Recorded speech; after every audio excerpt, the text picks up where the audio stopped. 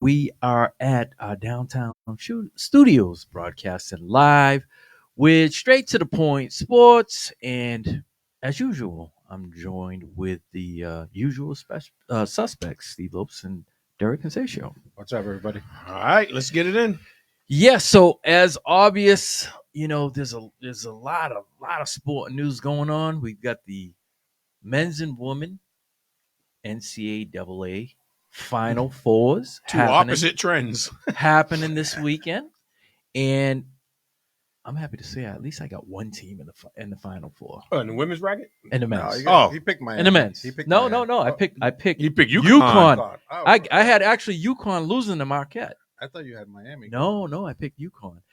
So we'll look into that. We'll talk about the both the men's and the women's Final Four, and the women's. Oh my God! So listen, I've been an advocate for women's. I should say women's when they play in the Final Four. When they when they play in the tournament. Very rarely, I'll catch a game here and there. Obviously, when it's like the top teams going against each other, I'll watch it because it's high level basketball. And do yourself a favor. If you want to see some high level basketball in the women's bracket this weekend, tune into the Final Four, Hey. especially Caitlin Clark Against She's USC this week. a walking bucket. She is a walking bucket. She had a minor 40-point triple-double last game. Yeah, minor. First ever, men's Yeah. or women's. When you can score that much and lead your team in assists Yes. and get rebounds. So listen, they're going to be playing against South Carolina this weekend, Yep. and it's must-see TV. That's gonna be good. Must. So look, I'll just give you a little top offensive team against the top defensive team. The offensive player of the year against the defensive player of the year. Player of the year last year against the new player against of the year this year. It doesn't get any better than that. Typically, you don't find that in any basketball. It's hard to find in the men's, especially in the men's ranks, where you're going to get a number one versus a number two, and player of the year against player of the year, defensive play and offensive. It just doesn't happen. So it's all setting up for a great scene. We're going to talk about that. We're going to get into the women's Final Four as well. Also, we're going to be talking about the boxing. There was a boxing match this week. Benavides and Plant. Kind of disappointing. Not really. Not really. I thought Benavides did what he had to do. He just started late. I just there was this. We'll talk about it. We'll get into it. We'll talk about that. Also, UFC 287 coming up. So we got Pereira versus Adesanya. Part This is the second two. time or the third time? Third time Third right? time, Yep. but second in time the UFC. in the UFC. Yeah. And so, as we know, Pereira is the only guy to beat him, and beat him multiple times. Beat him twice. Yeah, to beat him He's three never times lost. if you want. If you He's want never- to, he's never lost one. if you want to count, what was it? Kickboxing. Kickboxing. Yeah. Kickboxing. So it sets up for some good matches that are going to be happening in the UFC. Also, Masvidal's fighting. He's fighting somebody else good. Gilbert Burns. And I think Gilbert will win. Gilbert Burns, yes. So the card is going to be great. So it's not happening this Saturday. It's next Saturday, I believe. So yeah, we'll talk about that. We're gonna preview that. Also, we need to talk about the NFL. There's still NFL free agency going on. Yeah, And- I'm liking what we're doing. Yeah. You I'm got liking well. it. I'm liking it. You should always like it when you have a lot of money. Yeah. If you have a lot of money and you don't spend, and get, there's a problem. Yeah, definitely. All right, there's a problem.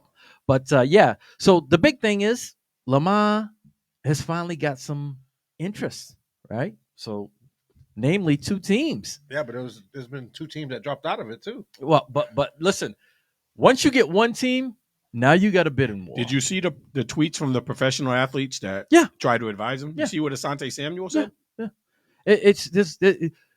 Not only Asante Samuel, Deion Sanders. Dion, Don't go play for Belichick. Listen, Deion What? He Sanders. said don't go play. Yeah. I didn't see that. Well, part. we know Asante Samuel. We Mhm. know. Listen, if you talk to a lot of the players who were let go, obviously from New England, and you had to have been on the Tom Brady level. A lot of those veterans that were there for a long time, and even some of the veterans. I mean, you look at it like Willie McGinnis. Some of those guys were Richard Seymour. They were let go in In what their was primes. considered their prime Tyler. or coming down just a little bit. Lawyer So boy. so yeah, you'll see a lot of it. But that leads us to the next question, right? A question of the day. I put it on our sports page. If Bill Belichick stumbles upon another losing season, is he the coach? Is he going to be? People are Well, questioning him right now. We He's talked gonna be on about the that, and hot I said seat. he's also the GM. So who's firing him? Well, Only whoa, one that can, hold The on. only one that can is Mr. Is Kraft. the owner? Yeah, but I don't So think he so will. so well, we're gonna talk about it. There was some interesting pushback on it. Especially with the Meek Mill little. Listen, there. there was some interesting pushback on it, and we'll dive into that. Remember, as always, we encourage you guys to call in. Phone lines always open. 774-425-2631.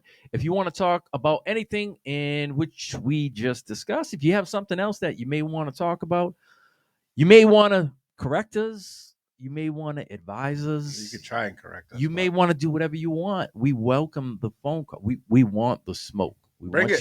We Let's want go. you to call in. So we're encouraging that. Phone lines are scrolling down at the bottom, 774-425-2631. And remember, you can always download the WNB1 radio app on Android or Apple. It's available on both platforms. So we're going to get right into it, as usual, straight to the point. We're going to talk about the Final Four happening this weekend. We'll talk about the men in particular. So we know that this Final Four has been, for the men anyway, A has lot of been surprises. irregular. A lot irregular. Irregular at best, right? So we've got Naming the Final Four is a trivia question right now. a number 9 and a number 5, Yeah. and we've got a 4 and a 5. The 4 is the highest number. Yeah. Highest- When have you not seen a 1, 2, or 3? Yes, That's it's very, very different. And That's why it's the madness. but yeah, this is what we like, right? You don't always like to see, the the guys that have won. The guys Like in football. Yeah. This couldn't happen in football. There's too much of a disparity. Yeah, so Once they do that tournament, it can. yeah. Well, yeah. It could happen that way. But it's refreshing to see different teams, different players, different coaches, namely. It's kind of refreshing. And I should say that it's kind of fitting that you're seeing all these different teams when we were used to the blue chipper coaches being there, the Coach K's, the your guy, Boeheim. Yeah. Who's the John other coach? Thompson. John Thompson. Well, No, now he's no. been gone for a long time. Well, That's when I remember the Calipari. glory days. Harry. Yeah, Patinos, all these guys are out, right? So you see fresh blood. You see San Diego State. You see, Florida Atlantic. Florida Atlantic. Man, that's crazy. You see Florida Atlantic, right? And you say to yourself, Florida Atlantic. If Can't even say what conference. If it they're in. wasn't for Merrimack, they wouldn't even be in the tournament. Yep. And they're here they are in the Final Four. Yeah. And also, a team like Miami. Not a lot of people know that Miami, right? Miami, people look at Miami and they're like, Miami. No. I think that's a football school. Listen, They had a good listen, year. listen. So Miami, if you look at Miami's program, they are one of the top NIL teams in the country. Wow. Jim Boeheim had a great because of them. Listen, Because of the NIL. listen. The thing is, right? They don't really have any high-profile people that I can think of. Well, hold on. We're going to get into it.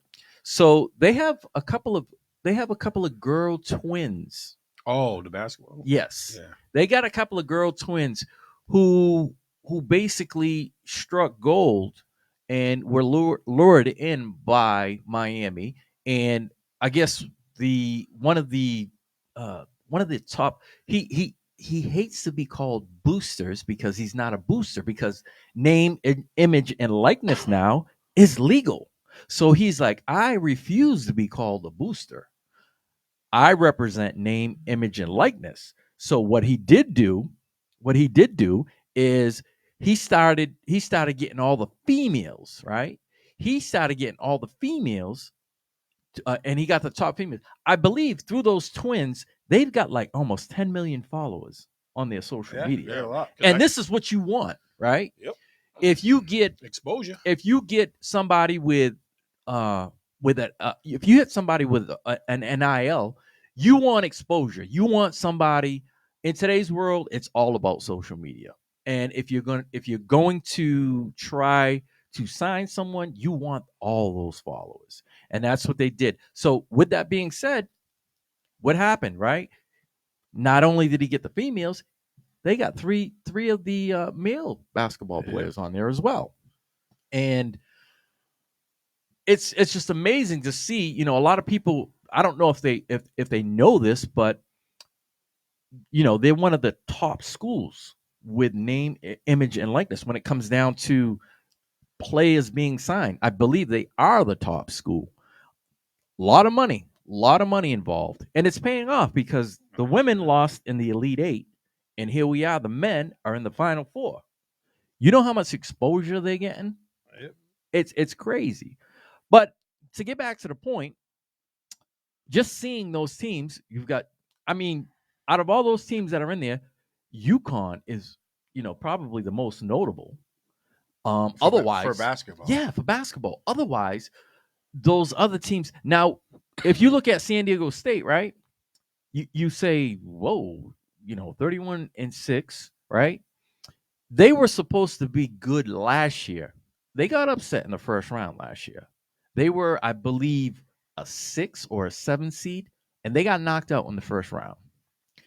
Now, what happens? They return 4 of the 5 starters, and this is probably I should say one of the most upper class dominated Bad connection. up no, I don't believe it's a bad connection. I believe it's the Wi-Fi. There's no bad connection here.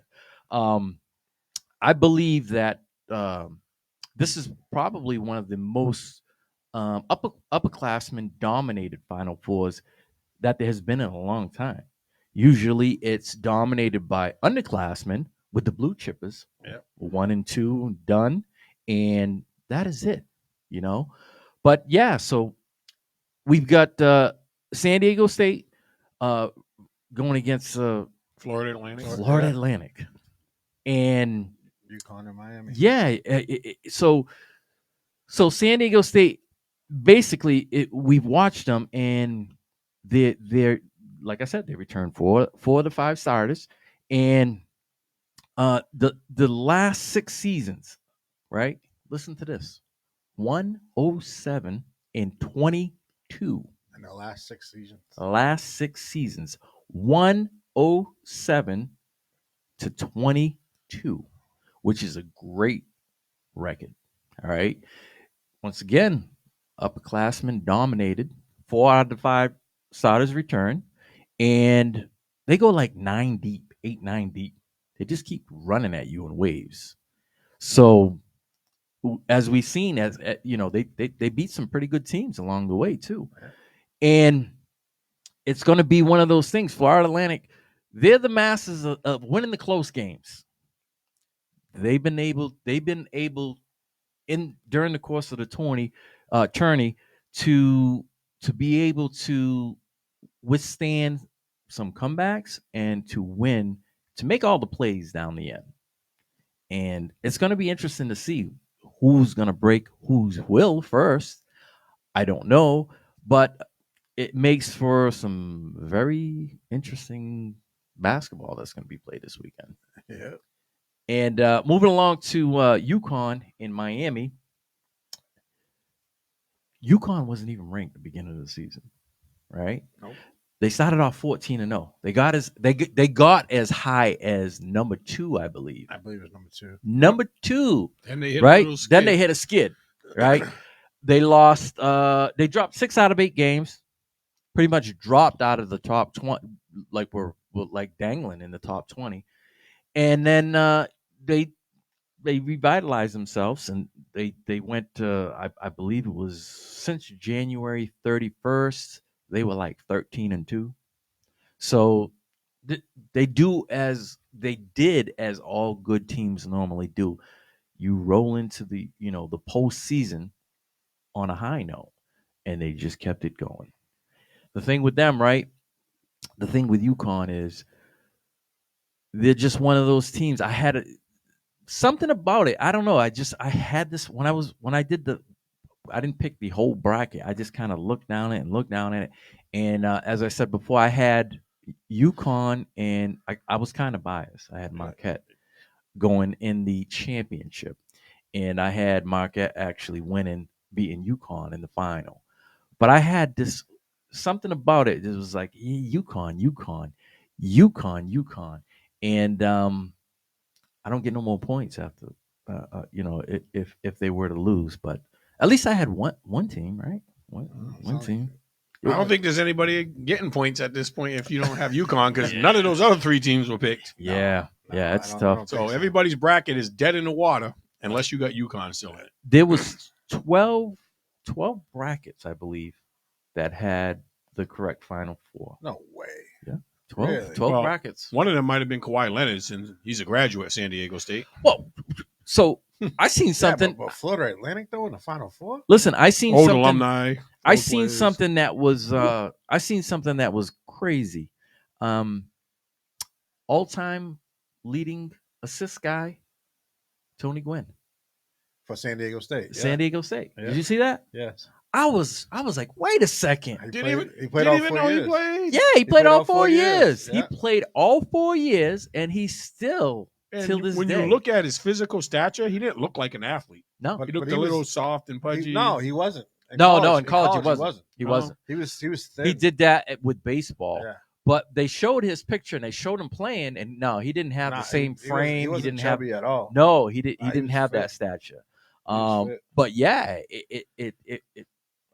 I seen that. I was blown away. Yeah. I'm like, wait a second. Is it the same Tony Gwynn? Yeah, when I seen that picture, I was like, wait a I second. was like, wait. I'm oh. like, wait a second. This is the same Tony Gwynn that we're talking about. Yeah. But yeah, they brought that up, and I'm saying to myself, I'm like, wow. I couldn't believe it. I just was blown out. But I was blown away by it. But and moving forward, UConn, Miami, so we got, once again, you got UConn, right? All the games in which they played, they were blowing teams out. Yeah. The game was over by halftime. I want to say the total wins of all 4 games, they won by a combined like 90 points, which came out to like I don't know, an average to be like 22 points. Mhm. They're beating teams by. That's crazy. That's crazy. That is nuts. They right now they got a good balance of outside in. The guard there, what's his name? Jordan Hawkins. That's his name. Him in the center. Yes, that's what I'm saying. The center.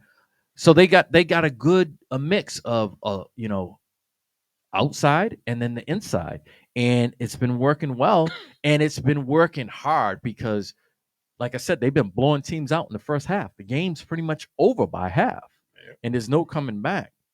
The Elite 8 game, they went. I'm like, I tuned in a little late. They were up by 18 points already. I'm like, wait a second, Yeah. what's going on here? I'm like, this got to be wrong, right? I looked at my phone and I put it on. And I'm like, oh, so they the thing that they have is they jump out early and they don't look back. Mr. Hurley got him going. Man. Yeah, they put their foot. What is this? Fourth or fifth season there? Is he have that many? Yeah, I He think left it's URI. four or At least five. 4. four or fifth year there, and he's finally hit pay dirt. And hey, it's one of those things. He was for the longest time he ran the program in New Jersey, the high school program, and was always at the top of the No, hill. that was his dad. Who was it? That's his dad that ran the New Jersey. Oh, okay, yeah. He played for Seton Hall. Okay, all right. Well, I don't know why I was thinking it was him. Nah, that's his dad. His Okay. dad ran that program. St. Anthony's.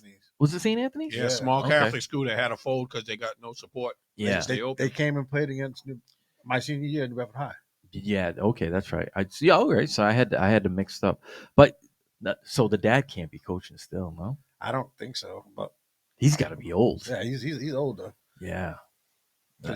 He's got to be older. Bobby Hurley's older than I am, so Yeah.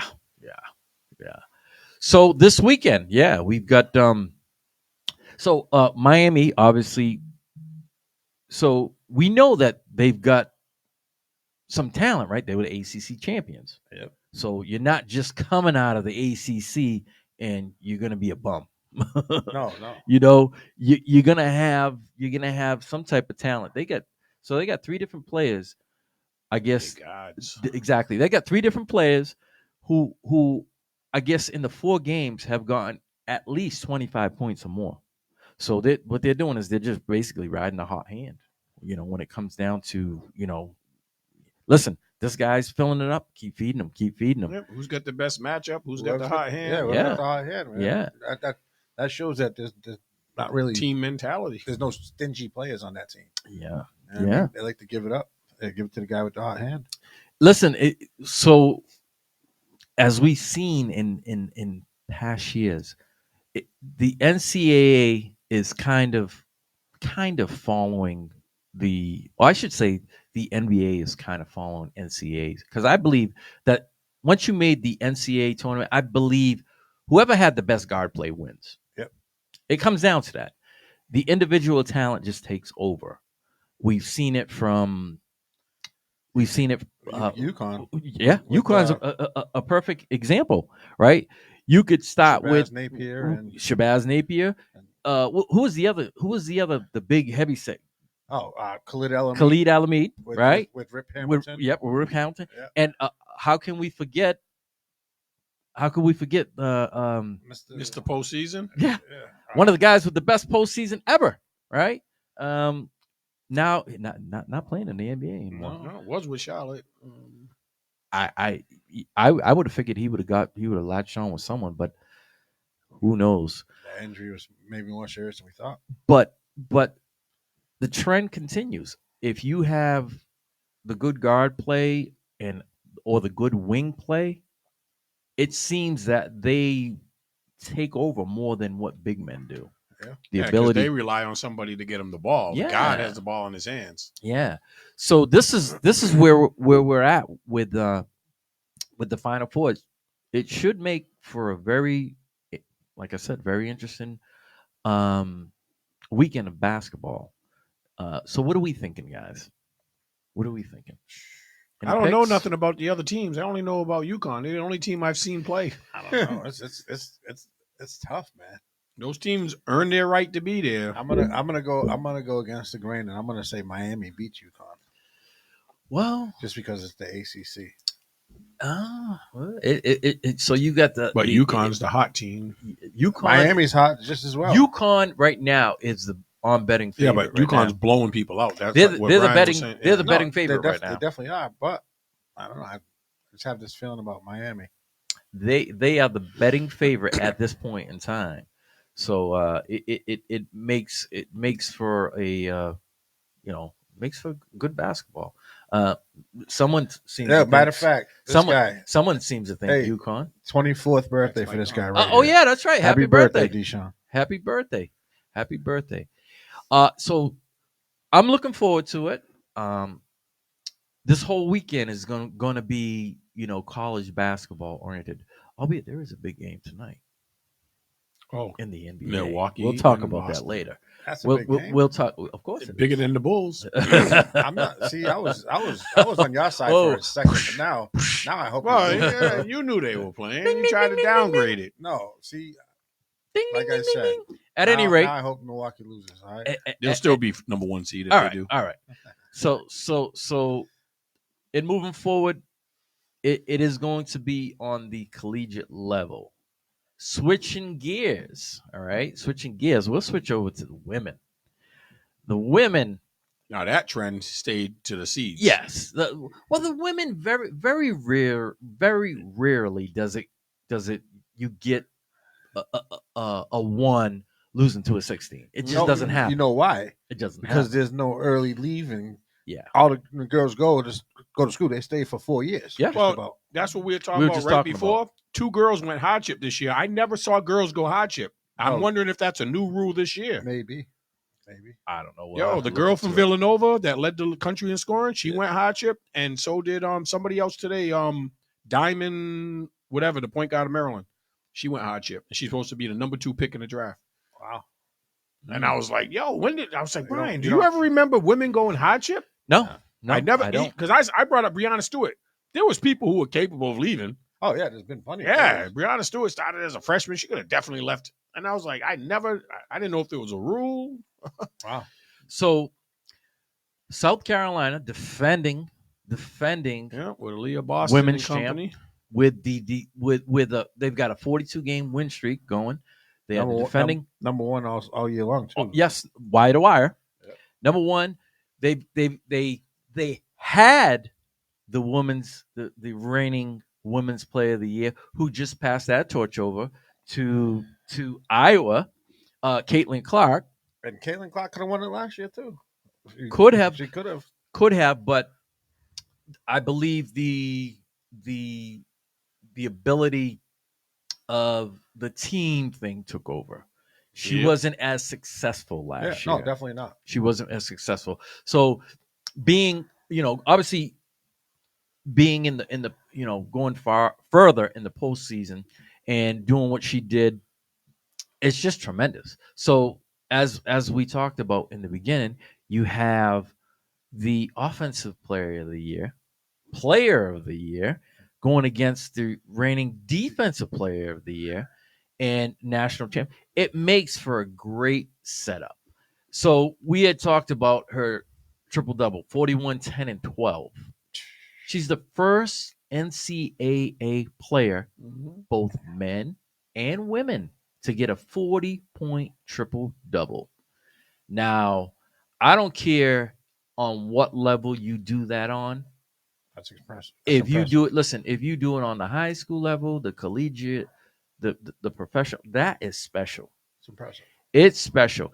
And we'll bring it back to the Sweet 16 when she played. Do you remember when they were going through the do you remember when they were going through the line and the girl tried to punk her or something?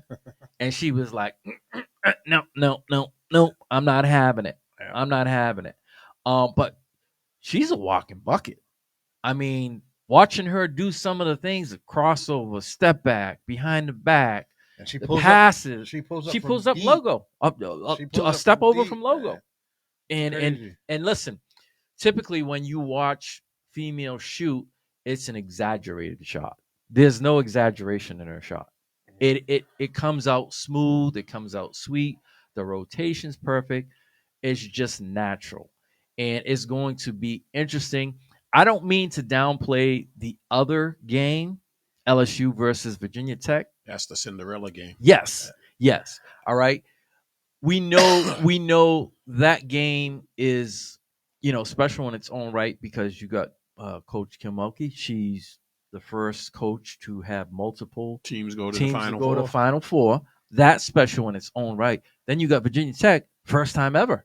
All right. So I never even heard of their women's program before this year. exactly. They're on the come up, and They're a number 1 seed. yes, and they're making noise, and they want to be heard. Like, listen, we know about those other 2 teams, but like you said, the LSU and Virginia Tech. When it comes to LSU, they've been good, but back in the day, yes, yeah. they've been good. Now they're good again. But they couldn't get over the hump in the last 12 years, 13 years. So now they're back to where they once were, and they want to stay there. So that's an important game too. But South Carolina, Iowa, man, I'm They're just too well rounded, and there's other players besides Aaliyah Boston. Whereas Caitlin Clark, I've known about her since her freshman year, and she's been dominant. But she's always lost to a bigger name team in the tournament because they find a way to take her out of the game, Exactly. and nobody else. If she has a bad shooting game, they get blown out. yeah. Well, I think they lost to UConn last year. UConn took her out of it. They beat them by 20 something points, and Well, she didn't get no crazy amount of points against them. When you account for 80% of your team's scoring, Yeah, through points and assists, that says a lot. Yeah. It's not really hard to game plan for that. It's like, Mhm. okay, let's disrupt her and make the other people beat us. And as good a defensive team as South Carolina is, that's what I think is going to happen. Yeah, They're going to deny her the ball and force somebody else to score, and I don't see that game being close. it's going to take a superhuman effort by Caitlin Clark to beat a South Carolina team who is deep. They're very deep. They have an amazing athlete at point guard. Yeah. And I can't remember her yeah, name. she's the leading scorer. Yeah, she's the leading scorer. I don't know, but she's the leading scorer. Yep. And she can play D and she can play O. And their backup point guard's not bad either. Yeah. Well, this is the thing. They go. It's not like it's a collective 5. They go 8, sometimes 9 deep too. They funnel players in and out and in and out, and they just keep hitting you in waves. So it is going to. I mean, I don't think that I don't foresee Caitlin Clark like literally coming out the game. She's gonna have to play. Unless she's in foul trouble. She's gonna have to play the game of her life in order for them to. I think in order for them to pull up an upset and to keep the game close. That's just how it's shaking out to be. But nevertheless, I mean, listen, from the men's to the women, it's going to be a great weekend for collegiate basketball. As far as the Final Four go, both men's and and don't women's. sleep on that other matchup because Angel Reese has set a new record for double doubles. Yeah, for yeah. LSU. Yep. She's a player. 22 double doubles this Yep. year, She's a player, man. or even more than that. But it's an all-time record. She's only played 32 games, and I want to say like 22 or 25 of those are double doubles.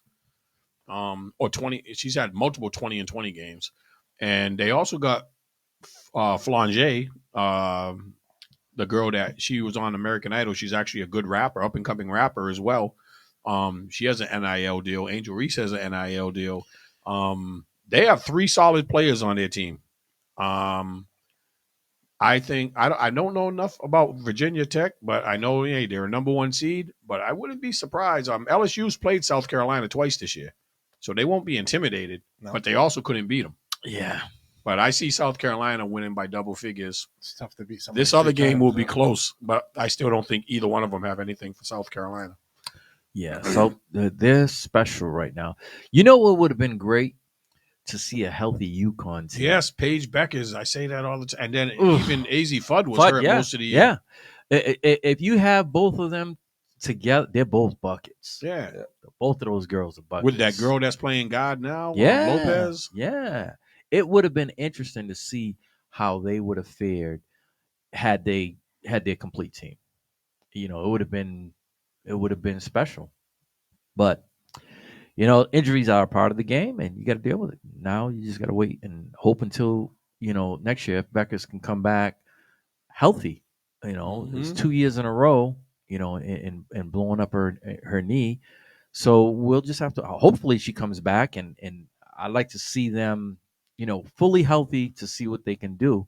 And I mean, you figure they lost in the Elite Eight, right? Yeah, they lost to Ohio State, who lost to Iowa. Yeah, they lost in the Elite Eight, and let's just face it. If they had their full boat, I think it would have been a completely different outcome. Mm-hmm. Completely different. So I can't wait till next year. They ended up being a number 2 seed without Paige Beckers. Exactly. So they would have been a number 1 seed with her. And Fudd was hurt. Fudd was hurt a lot of the year. The beginning of the year. So that just goes to show you that the strength that they have to get a number 2 seed. And go as far as they have without their leading scorer. Yeah.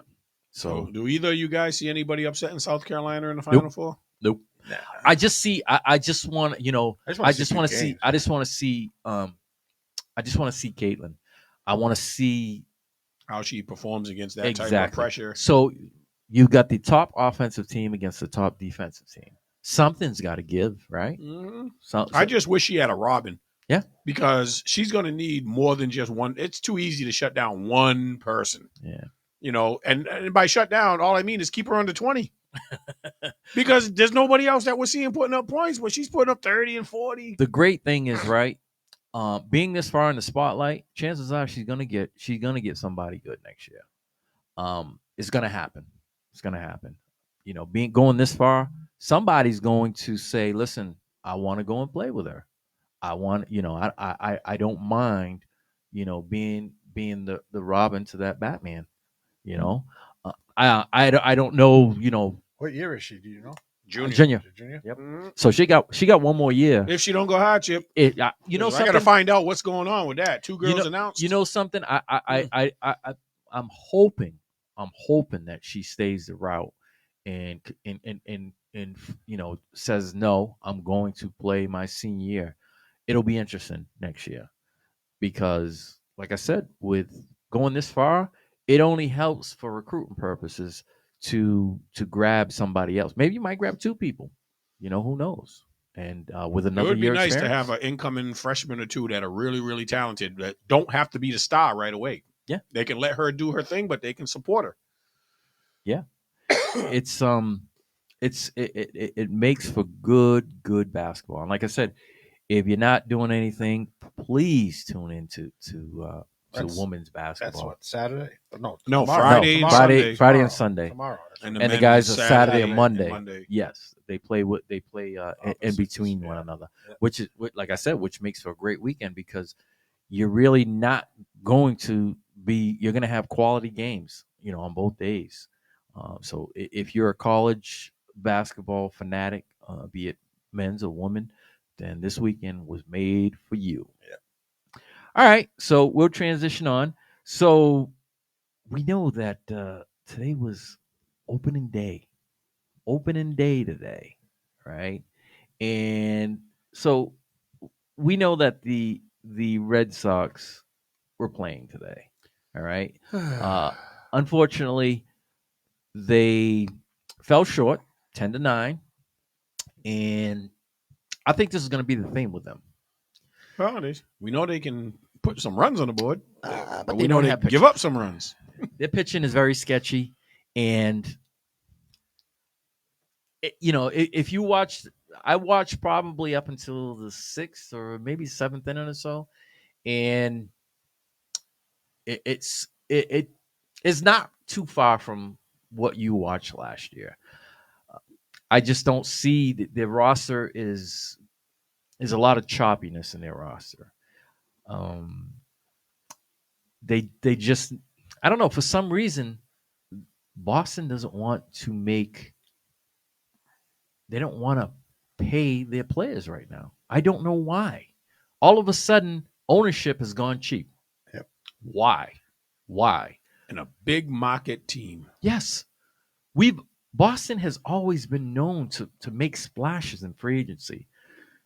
So now the rich are getting richer, and we're just like trying to bargain basement shop and. Yep, we're on the clearance rack. Yeah, we're trying to get retreads. We're sellers. Yeah, we're at savers. We're trying to get retreads while all the other teams are surpassing us with their, including Baltimore. Yes, listen, built up a nice farm system with those picks. This is what I was going to say. If they're not beating us in the way of free agency, they're beating us in the way of their farm team with a lot of young talent. And right now, we can't compete either way. With our young players, you got to have one or the other, or our free agents. Yeah, if you're not signing free agents, you better have a farm system. And we just don't have enough.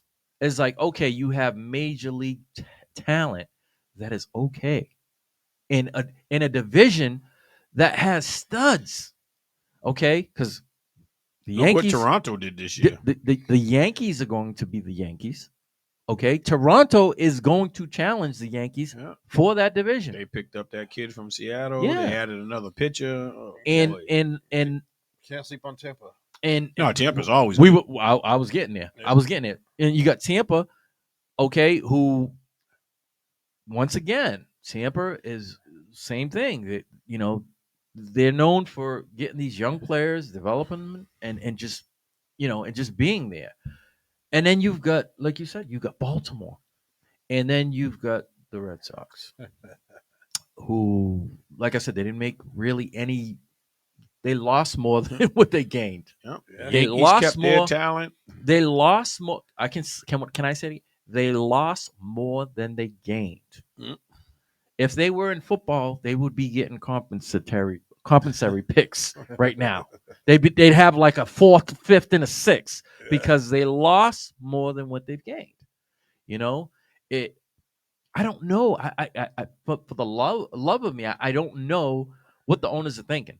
Now, you put a last place team out there, and your ticket prices continually go up. How can you justify this? Still one of the highest paid tickets in the league. Yep. And you're putting a team out there that is at best going to be average. Average. And probably a bottom feeder again this year. I hate to sound so negative, but I'm gonna call it like I see it. It's just that's just how it is right now for the Red Sox. And like I said, the Yankees are going to be the Yankees. They have pretty much their same roster intact, and it's funny because as soon as I go turn on the Red Sox game,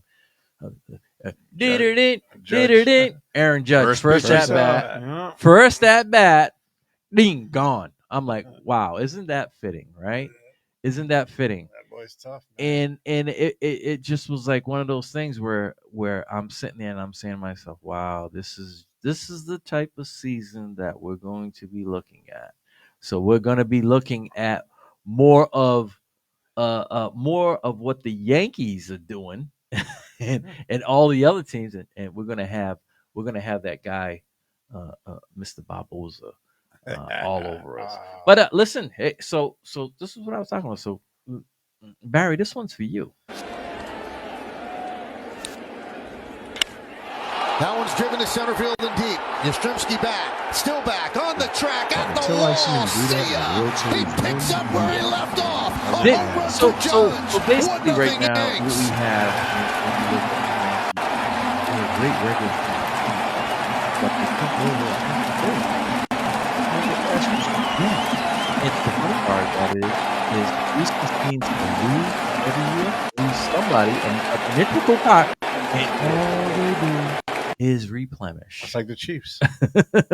And all they do is they replenish, and it's crazy, but that's what they do. So, all right. So, looking at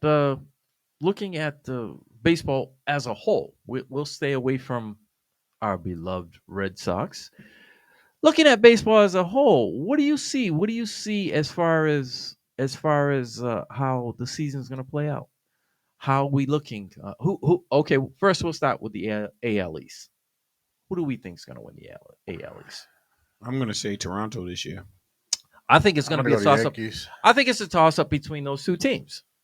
I firmly believe those two teams are going to be the teams that are going to be probably switching back and forth, depending on injuries, because we know that the Yankees always, those two big horses always go on they always go on the Garrett Cole injury made it reserve. through day one today. Pitched 6 innings. Well, listen, it was cold 11 out. strikeouts. It was cold out. Oh, yeah. It was cold out. Yeah, let's see what happens. Let's see what happens when the heat comes on. But I firmly believe those are the two teams that are going to be in the mix. Probably, I'm going to say for pretty much most of the year, and yeah, I like them too. Do I like the Yankees over in the playoffs over the um, over Toronto? I don't. I think this is the year in which the young talent for Toronto takes over.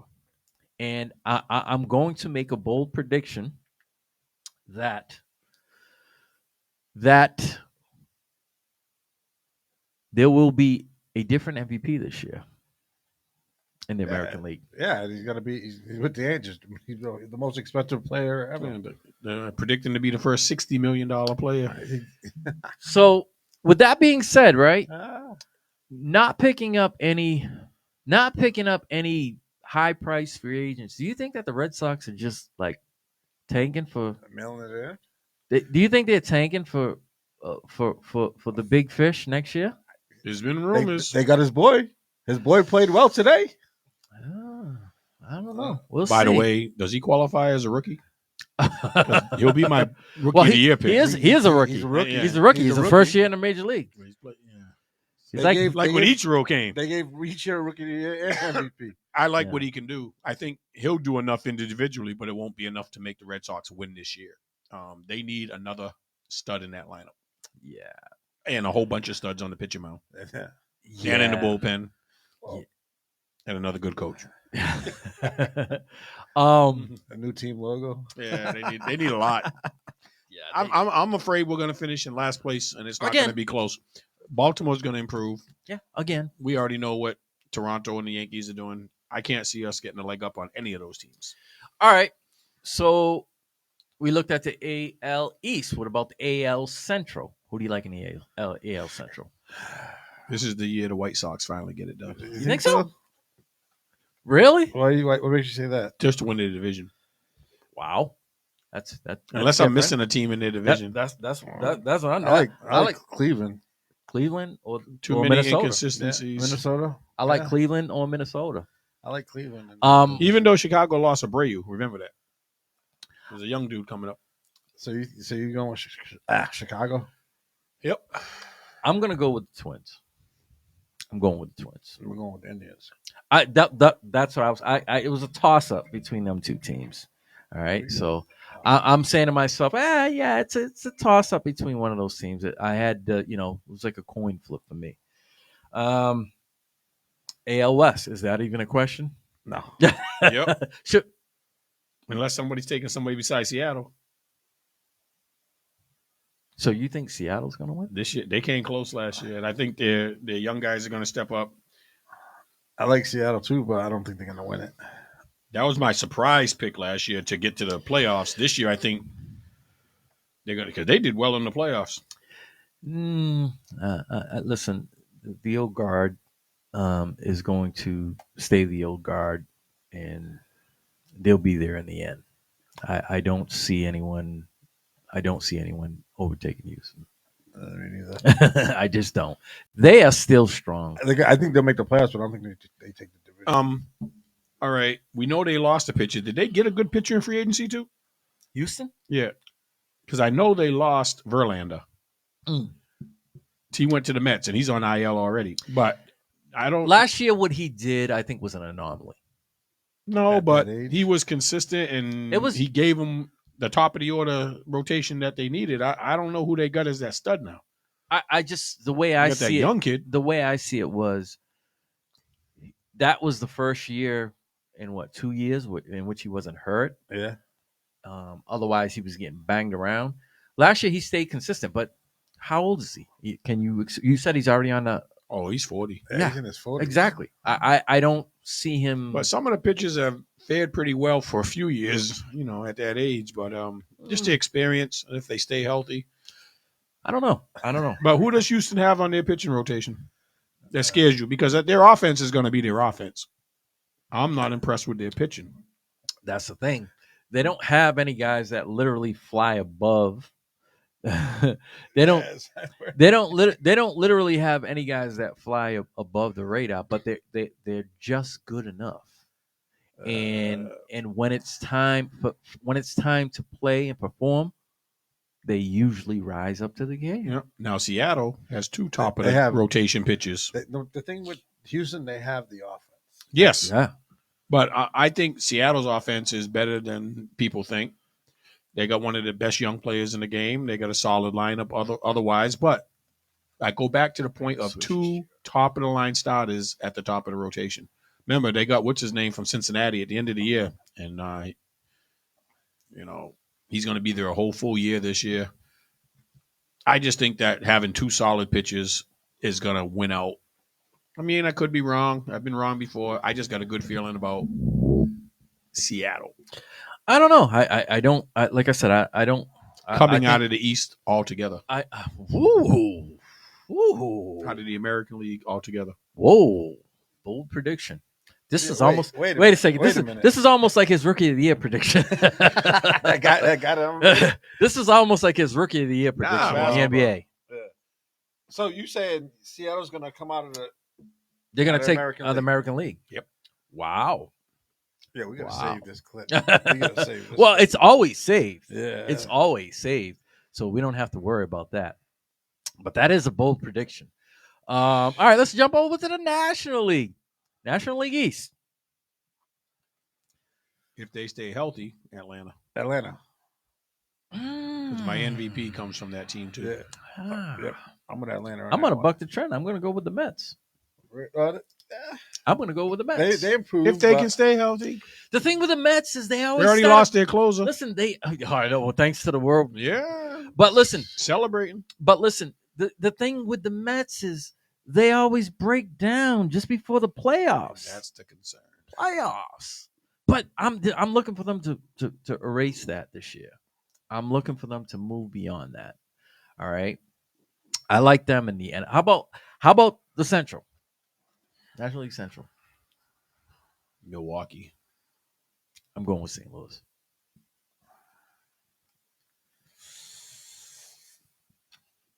That tough, Derek?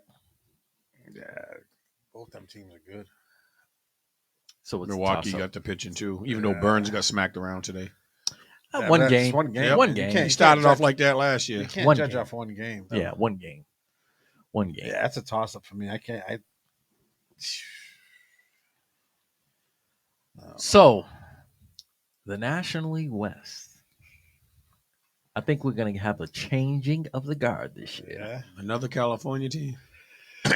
Easy. San Diego. Listen. Yeah, they got all the firepower in the world. Pitching man. and offense. Listen, I think they coming. They're coming out of there. I think with the addition of our guy, I think that's going to put them over. And the return of Mr. Tatis. Yes. Soto.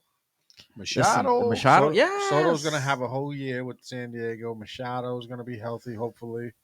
Listen, Fernando Tatis is going to have a whole year. From top to bottom, that's an all-star. They rival. There's someone that I can honestly say that rivals the Dodgers. Well, they did everything Dodger-like. They weren't afraid to go out and get who they wanted. Their owner said that. I didn't come, I want to win. And I don't have patience. I want to win. It's been a long time. I think I would have to go back to probably either the Yankees or the Red Sox lineup to say someone literally can rival the Dodgers lineup 1 through 9. That's saying a lot. That's saying a lot. Well, the Dodgers lost Trey Turner. That's a tough loss. He went to Philly. No, Trey Turner?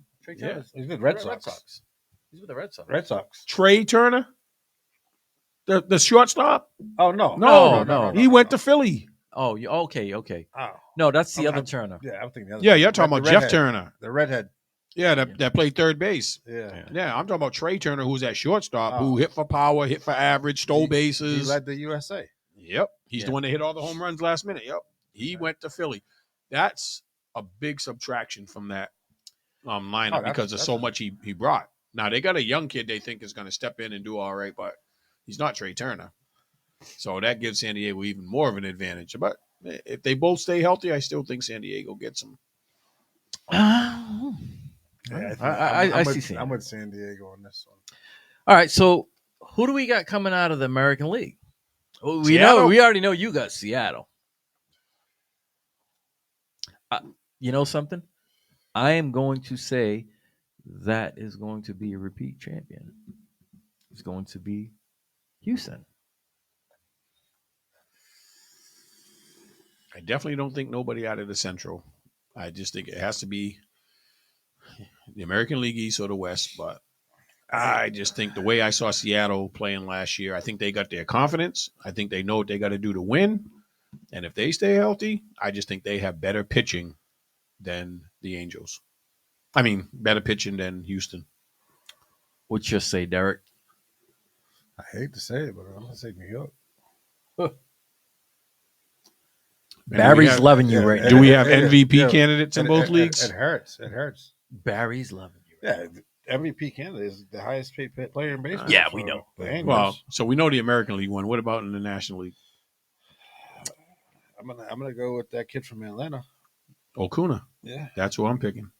Acuna? Yep. Yeah, Because he was hurt last year, and he never really got fully healthy. But the year before, he showed me what he can do when he's healthy. Robert Acuna. He's Power, if speed. If he can stay healthy, man, that kid's Defense. he's a double threat. And Rookie of the Year, Jared Schuster. Yeah. I like that. I like that pick. Braves. Congratulations on being the Yes, number sir. 5 guy in the rotation, too. You Bedford born and Braves. All right, so who do we like in the National League? Oh, team to come out? Yeah. Wonder, I'm Atlanta or San Diego? I'm saying Padres. I'm on that bandwagon. I'm All the going- way I'm to the going- World Series. I'm going with the Padres as well. All the way to the World Series. So now you know who my World Series Just to champ buck is. the system, I'm going to say Atlanta. Atlanta's not a bad pick. No, It isn't, they're but good. I think if they stay healthy, remember, their second baseman's really good. Acuna, if healthy, is really good. They got a great third baseman. They got pitching. They got some people coming back that weren't healthy last year. If they can keep them together and stay away from the injuries like everybody else, all said and done, I think they have a chance to beat San Diego. I just think San Diego's. I think they're loaded. tough. I think they're That's- loaded. that's tough. I just didn't want it to be They're a tough. three-way sweep. That's an all-star. They are team. tough. Like I said, that's the first team that I've seen in a long time that can now rival the Dodgers. Because the Dodgers. And is this Soto's first full year with them? Did Yes. he got traded Yes, midseason, and then midseason. Tatis was gone with suspension. So they got to get acclimated to playing with each other and he was hurt. putting egos aside. That'll be interesting. He was hurt. It's and different, though. suspension. I think it's different in baseball, though, because it's more of an individual sport. You have to produce. Yeah, you don't have a teammate. You don't that's have me the holding ball. your You don't have to hand. worry about- yo, You know, give what me I'm the saying? ball, please. No, You don't have a teammate holding your hand. You just go up there and you swing. The only thing that get a hit so I can get up, man. Yeah, Let's exactly. go. Or if you're going to be on base, I can drive you in, and it obviously is going to dictate to how you're being pitched to. But baseball is a little different. It's more of an individual sport, and the only way you're working, this seems like they're working together as the infielders, Pitcher and catcher. yeah. But it's more of an individual sport. So now we made our predictions. Now, so we'll come back and we'll look Seattle? at him. He's Seattle to the World Series. Ooh, I know that's different. You realize what their record was last year and what they did in the playoffs? Yeah, That was but different. to the World Series though. They lost by 1 run every game in the playoffs. They had the pitching. They just got shut down by You better only- pitching in the playoffs. You only have to win by 1 run to win. I know, but I'm saying they were competitive with the team that won the World So Series. so then that means the Detroit Lions are going to win the Super Bowl this year. I like that one. All right, Well- but 1 game losses, right? Well, Right. I mean, if they can, looks like they're well on their way to fixing that defense. Because if that's the case, I'm not worried about their offense. no, They're they're gonna off. do it. Yeah, And they've Changing made some the nice subject. picks on defense. So We'll talk about that when we Yeah, get that's to the coming. NFL free agency. But I just wanted to use that point with the 1 I don't point. want with- Derek getting too happy with too the- early in the No, show. hey, It's listen, the not at halfway all. point. I I'm just not happy at all. I just But try I'm to- excited. I just try to show him a little love. That was it. I'm not happy, but I'm excited. I I, can't wait. I just try to show him a little love. That's all. Because can't wait for this draft. that's another thing. But, oh man, 3.5 weeks on Yeah, April 1st is Saturday. yeah. It will be fast approaching. Yeah. Every time I look at a mock, though, I see different people being mocked to the team, to my squad. No, same here. Yeah, I'm Same like, here. I get excited about one guy, and then we'll go in a different direction, a different direction, a different direction. It all all depends. depends. Free agent pickups, man. Yeah, it just it keeps things interesting Yes. because if you get stale and you just you're just looking at that one person, and it all depends on who's giving the draft too. I mean, who's marking the draft. Yep. You know, So you many got different opinions. Yeah. Similar to what happened with Dallas. You don't know who's going to fall into your lap like Lamb did that time. Nobody expected Lamb to be available for the Cowboys, and they were like, "Yo, scrap all former plans. We're going with him." Oh, Micah Parsons. Micah Parsons either. Well, Micah Parsons was a big shot. but he was only like pick 5 or 6 or something. We were scheduled to take him, but then when Sewell fell, we grabbed the lineman. Yeah, so I mean, everything changed. I was expecting the cornerback that plays for Denver. I was expecting him, and everything just got jumbled, and it was like, okay, grab the best available. But nevertheless, so that'll do it for now. It's going to be a long season for the Red Sox. Baseball is very long season. It's going to be even longer for the Red Sox, man. Nah, they're going to turn it around. They're gonna go through their streaks. We better start studying the Bruins because there's going to be very limited Red Sox material. There's not much to study about the Bruins. Well, yeah, but they're doing their thing. All they do is win. Them guys and playoffs are coming up. All they do is win. Them and the Celtics playoffs are coming up. So Jessica Tello asked if we're going to talk about tennis. I saw that comment. Yeah, we'll talk about it. Call it. Yeah, we got some Coco Golf news for you. So look at Padres last time in the series 25 years ago, 98. Yeah. So That's a Barry comment. So is it? I don't know. I guarantee it. He knows the stats. Facebook user, identify yourself. 98 is 24 years ago. I should know because my son was born 3/30/98. And he's 24 today. We're in 2023, and 98 was 2 years ago, so that's 25 years ago. 98 was 2 years ago. Yeah. 98. 98 was 2 years ago. 98, 2 years from 2000. We'll 2000, we're in 23 now. So it'll be 25. Yeah. It's 23 years in the 2000 and add on the 2 years from 99 and 98, 99. Quick mathematical. All right, my son was born in 98. Oh, no. That was my other son. Oh, he's going to be 25. Yeah, okay. Well, hey. Man. Hey, man. Your Father's Day gift just devalued. Your phone's going off. Yeah, They're like, yeah, you don't know when I was born? I got 2 boys. One was 98. The other one was 99. Yeah, all right. So what we're gonna do is we're gonna take a quick commercial break, and when we come back, we'll touch upon some boxing, some UFC, and some NFL free agency in the second hour. So make sure you keep it locked and tuned right here to WNB1 Radio's Straight to the Point Sports.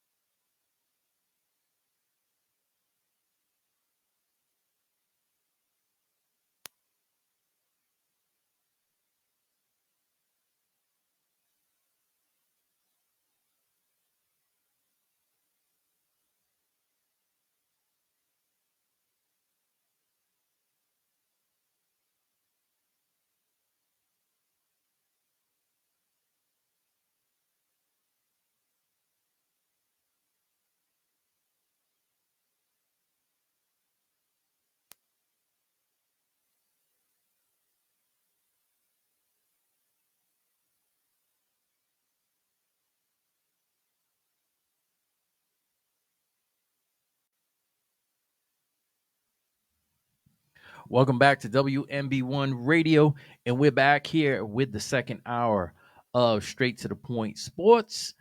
And remember, phone lines are open 774-425-2631. And also, if you have time, download the WNB1 Radio app. It is available on both Android and iPhone platforms. All you got to do is just download. Go to wherever you get your apps from and download WNB1 Radio. So we are in our second hour, and we need to talk about some boxing that took place this week, right? Yes, sir. So there was a, it was a build up, a huge build up going on into the Benavides and Plant fight. When we first announced the topics, I said that I was a little disappointed. It didn't. To me, it didn't. Was you expecting a knockout? Well, no, I expected more fighting. There was a lot of holding. There was a lot of holding on Plant. Well, Plant Yes. was playing. Yeah. That's what I'm saying. I expected more of a technical fight, and unfortunately, we didn't get that. I thought Benavides did what Benavides normally does. Yes, You know, but Plant on the other side was the more of the disappointment. and I thought he was going to be the more aggressive. Yeah, well, The the way you were talking, Yeah, the way you presented yourself, and then what you went out and you did it didn't match how you were talking. Well, Benavides said he was going to knock him out in the second round. Yeah, they both did a lot of talking, but obviously, like I said, Plant he held way too much, and it at one point it got kind of boring. Yep. It just wasn't. he wasn't letting him get off. Yeah, it just wasn't. It just didn't have that. When they announced the fight, it had that great. You were like, oh, can't wait. In press conference, you were like, can't wait. Yeah. And then ding, can't wait for the action now. Wait a second, stop hugging, stop. You're dancing. A sumo match broke out. Yeah. Yeah, So it tough. was disappointing in that fashion for me. It just was like, okay, like I said, the build up to it, and it didn't match, all the hype. No. That's what was disappointing for me. So where do we go for here? Where do we go from here for Benavides? He wants Alvarez. But Plant already fought him. Alvarez don't want Benavides. Well, we know why. He doesn't want nothing that's gonna You don't put want him in that- harm's way. You don't want that smoke. That Mexican monster is a tough problem. And then Plant called out Chalo today. Really Yeah, he wants Chalo next. interesting. Well, he needs a rebound fight over a name to reestablish himself. Otherwise, he's got to climb the ladder again. And rightfully so. He should. Yeah. Now, is that the Chalo that had to fight Zoo? He was supposed to fight Costa Zoo and got hurt? No, that's the younger Chalo. I Okay. believe. That's the smaller one. This Chalo is the 168 Chalo. Okay. That Jamel, I think it is. But I don't know. I remember Boo Boo was close to signing with Benavides a fight. Two of the people that weren't afraid to fight each other, but that never materialized. Nah, because Benavides ended up signing for Plant. If I'm not mistaken. It was around the same time. Yeah. Well. So speaking of boxing? What's the next big fight coming up? Haney and Lomo. Well, no, that just got signed for May, right? That's not before Canelo fights, but he's not fighting somebody we know. That's not before Garcia and thing, right? Oh no, yeah, that is the next big fight. Davis and Garcia. Davis and Garcia. Is that this month? April 22nd. Okay, so a week before the draft. We're 3 weeks out then. Yep. Because we're pretty much. Hey, you know one thing I'm happy to see? Some of the big names are stepping up to fight each other. We saw all these fights get put together, but I seriously was in the back of my mind saying some of these fights are going to fall apart, like the Crawford fight with Spence. We got all excited. That's supposedly back on for June. Supposedly, but we'll see. We'll see what happens. But the Plant Benavides was a good start. We got Lomo and Haney fighting, and we got Garcia, and these fights they're gonna happen. We're gonna see them. So at least we're gonna see 3 quality fights that the fans want to see. Some of these other guys, I don't know. I start following the Crawford and Spence fight until I actually turn it on and it's on. Yeah. And you know who we're gonna have to check in with? Yes, sir. Oh yeah, we're gonna have to Yes, call sir. Tom. Boxing aficionado. We're gonna have to call him up, and he's gonna have to give us a scoop because we know that he's like the chef. goes to he's the like, fights. He's like the chefty of boxing. Mm. Yeah. You know, you hear about this, and you know he gets deep. Yeah, it seems He like gets inside. He gets all those little details, man. It's Yeah, like, well, this is what it is. Stuff we don't know. He's the Adam Schefter of boxing, and the Wendy of boxing. He's got all the inside scoop and knows everything in detail, and typically he gives us the heads up on upcoming fights too. Yeah. Yep. know, And fights who the that are- up and coming dudes that Yeah. we should be watching out for. But So- there was one story that I was kind of surprised with, and that's that Fury turned down the Usyk fight. People saying he was kind of running scared of him, and I was like, I don't know why. He's fought everybody else, and Usyk agreed. He gave Usyk a laundry list of things he never thought he'd agree to, including a 70-30 split on the purse. And Usyk just wanted to prove he was the best fighter. He says, all right, agree. And then Fury backed out. wow. There was like 10 things that he made him agree to, and Usyk said, whatever, just make the fight happen. Oh, Where it's something going to there. take place, what the split's going to be, what the catch weight will be. That's somebody that really wants it right there. He 70-30. believes he can beat him. Yeah, you're looking past all the other things, and you're just like, okay, well, just make the fight happen, and you know. And now Fury's talking about fighting somebody else who I never heard of. Yeah, this is the problem with He a lot needs of a the tune-up. boxers. This is the problem with a lot of the boxers. He ain't getting any younger. No, Yeah. not at all. Yeah. Not at all. All right. So moving on from boxing, we've got UFC happening. We've got the UFC 287. It's going to be happening next Saturday, and the premier fight is part 2, or you can say 3 if you talk about kickboxing. We just saw the same scenario, 2 weeks ago with the pot 3 with Edwards and Usman. Yeah. Adesanya and newly Pereira. crowned Pereira.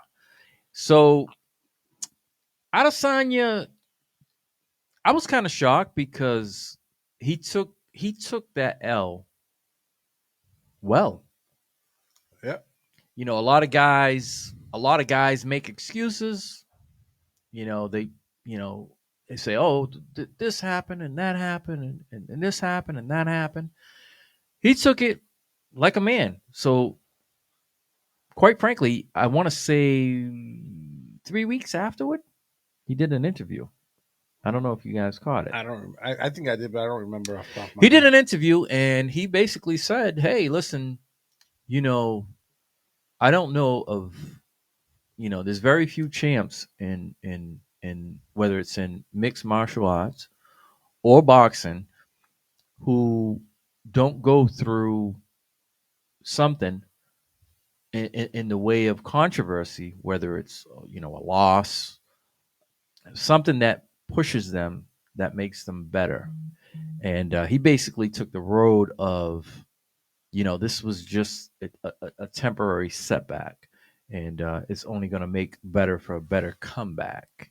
And I've listened to him talk before about fighters, and rightfully so. He talked a lot of trash about him, but he had nothing but good things to say. I don't know if it's because of the fact that he's lost now twice to this individual, Pereira.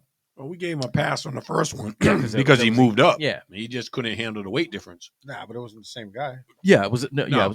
We're talking about Alex Pereira. Yeah. Oh, well. We're talking about Pereira, specifically. So we don't know. We can't. What was it? The kickboxing he lost him to, Yeah. right? Mhm. So he lost him in kickboxing. Obviously, he Put to lost the sleep. last fight. And like I said, he did the interview, and rightfully so. I mean, if you lose, especially in the way in which he lost, He lost in the last round, correct? yeah. Do you think that he had the fight? I think won? he was up. He All was. he had to That's do was what I stay thought. All away. he had to but do he was wanted say, to get he the wanted, knockout. He wanted to prove because you got to remember the round before he had him in trouble. Mhm. He had The him in bell trouble. saved him. And he wanted to prove that I could take this man out. And he got out of his game plan. And he got knocked out. So it just goes to show that, you know, pride overtook him. And I think that's what he's hanging his hat on. Like, listen, all I had to do was survive for another minute and a half. Yeah, because I know it's close to the end. And I would have won by virtue of, you know, on the points on the card. His ego got the best of him. Exactly. So what I like to say is, look how different a year makes, right? So if we go back a year, right, we had the three kings. 3 African kings, yeah. We had the 3 African kings, who all champs. And none of them are champs anymore. And none of them are champs anymore. That's how quickly the tide can change in UFC. Yeah. 1 minute you're on the top, next minute you're not the champion anymore. You're looking from the outside in. It could be the same way in boxing too, but they don't take them No. big fights. Well, yeah. Well, Dana White is the be all end all. That's the difference. Right. There's no, WBO, WBC, IBF, UTFO. This is the real Roxanne. Yeah, there's not all these crazy. It's heavyweight and bang, that's it. And then Dana comes in and says, okay, you're gonna fight this guy, and he's the ultimate, like I said, end all, and you have to comply. And if you don't want to comply, then you're not going to be the champion anymore. Exactly. That's the way boxing used to be. Yes. But then it got watered down, filtered down with all these belts and belts that no one even really knows who they are, where they come from. It's a shame. But in the UFC, it's funny. Like I said, a year ago, it was looking very promising for all 3 fighters. All 3 fighters looked as if they were going to be champs for a while. Dominating their divisions for a while. One by default. Let's be clear, right? Heavyweight. Let's be clear. One by default because of money issues, Right. not seeing eye to eye with Dana White, ultimately caused him to leave the UFC. I still don't know in what route he's going to go. I don't know. There was talk of him fighting Fury. That was the only thing I heard his name associated with it. I haven't heard him signing with Bellator or Pride. Well, Pride's not there no more, but I don't know if that's a smart idea. No, because you're not a full-fledged boxer. That is part of your repertoire in mixed martial arts. You're not. I mean, we've seen this party before. If you unless you're going to just put on a show for X amount of times, but when you go into someone else's, domain and that's and where they how they make their living. And it's not a show. It's not no. That's what they do. Yeah, this isn't the YouTube fighters out there that are going and looking for these has been or guys that they know that they can be in there with a little while, but stick to your sport. Okay, this is where you're the pro, and you're not a pro in boxing. Nope. So why would you? And like I said before, I talked about it before. Now we know why boxers get mad, because they're taking their shine away. Yeah, these guys worked all their lives. Yeah, went through the ranks to get there. This dude never boxed in his life.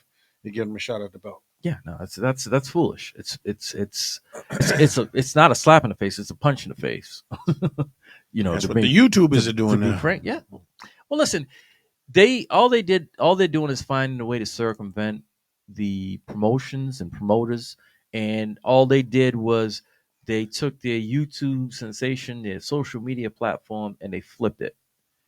But that can't work for everyone, And like I said before, I sound like a broken record, but it waters down the sport. That's like that's like us playing basketball our whole lives, right? And then all of a sudden we go, yeah, we're gonna go play against these young kids. People are gonna be laughing at us, right? They're gonna be like, "What's wrong with you, dude?" You know what I'm saying? I'm good, bro. Yeah. Well, we couldn't have suited up in that boys club game last week. Listen, you could have if you wanted to. we could have suited up. I could have suited up as a ref. Listen, we could have suited up, Maybe. but both of those feet touching the floor and hitting that hardwood is a different story. That's a different story. But yeah, so it's funny how in a year how the UFC has just flipped, with new champs, new come ups and everything. And it's not a bad thing for sports because it not for that sport per se, because it keeps it fresh. Yeah. You give the outgoing champ some hope and his fan base, and then you get the new fan base coming. So it holds a lot of weight to it. But also we got Jorge Masvidal fighting again. Yeah, He's one of the you know what it is too, right? I like him. He's gonna go out and he's gonna just slug. Yeah, he's gonna come to fight. He's gonna get knocked out. You're gonna get your money's worth watching him. He gonna get knocked out, but he's one of those guys that isn't afraid to throw his hands. And And he has a puncher's chance, but if he tries to wrestle with Burns, it's a wrap. well, this is the thing. So the thing is, Burns is gonna take him down. He's gonna take him down to the ground, and he's gonna ground and pound him, right? And that's just how it's gonna be. So yeah, he's a fan favorite, and people, like I said, people like to see him out there because he's going to throw his hands. He's going to go out there and he's going to try to put on a show. Yep. And what better way to do it as the undercard of Adesanya Pereira, and this is what they're holding their hats on. I looked at some of the other fights and they didn't seem to be. Did you see any other fights on there that were I don't even appealing? I didn't even know any. I thought this was supposed to be one of their better cards. Mm. When the way they were talking about it a couple of months ago. Surprised there's not a good ladies fight on there. And one of the low division. Wait a minute, is Henry Cejudo fighting against No, he's not on that card? That's gonna be good against Aljamain Sterling. nope. They've got Rob Font against Adrian Yanez, Kevin Holland. He's good. Yeah, against Santiago Ponzibin. I can't even say his last name. And Paul Rosas Jr., who's up and coming, 7-0 against Christian Rodriguez. But Predominantly just the two main. fights. It's top heavy. I could have sworn that they had a good card of like a couple months ago when we were talking about it. No, Maybe.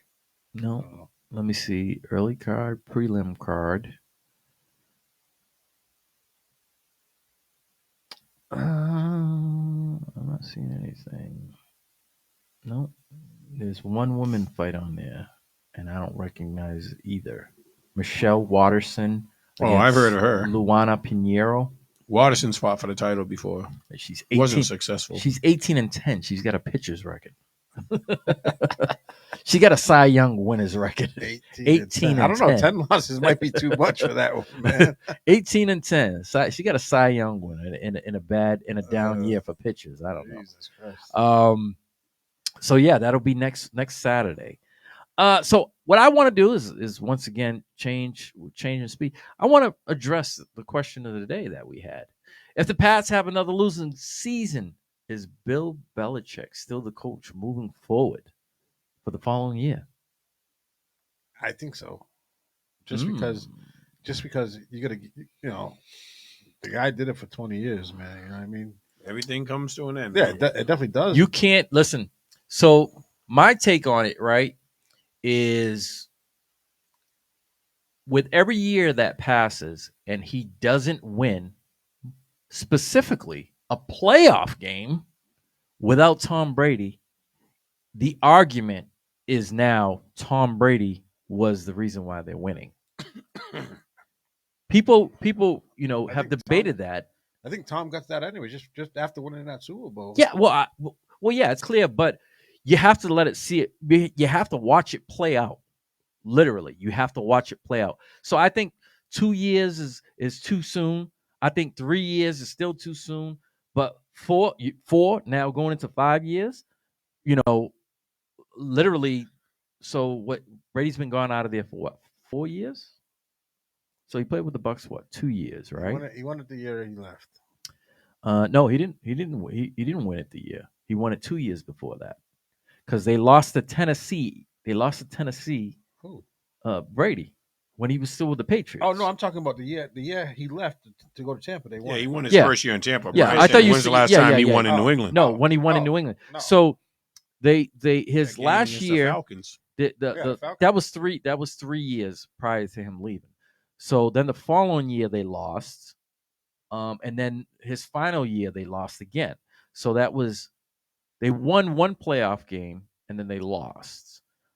His final year they didn't win a playoff game. They lost in the wild card game, and they have not won since without Tom Brady. They No. made it to the playoffs once and they failed to stop Buffalo from scoring. Period.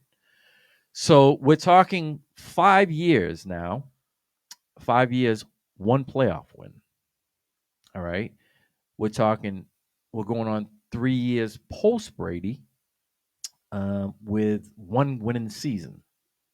So I think I firmly believe that this will be his final year because it goes further than just coaching. You had touched upon it. GM. Yeah, so he's not getting fired by the GM. Only one man can fire him. So let's look at what he's done being a GM. All right. Not good. Not good at all. And that obviously relates to what products you're going to be putting on the field, right? Mm-hmm.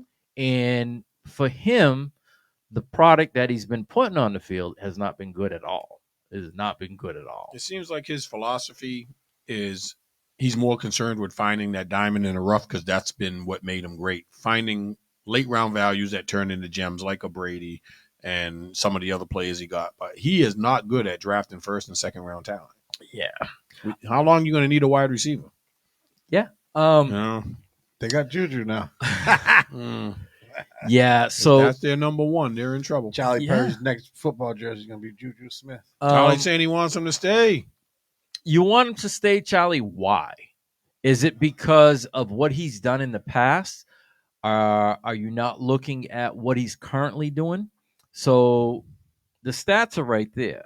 4 games under 500 without Brady, and under 500 with the Browns. The Browns isn't that's neither here nor there. We're looking at specifically what his resume has been post Tom Brady and even with Tom Brady the last 2 years. So we know that your past resume has made your fan base very spoiled. Yes. All right. So typically anything less than an AFC championship was considered a failure. Right. And God forbid you lost in the Super Bowl, then the world had literally come to an end to the following season. But this is the bar that you built.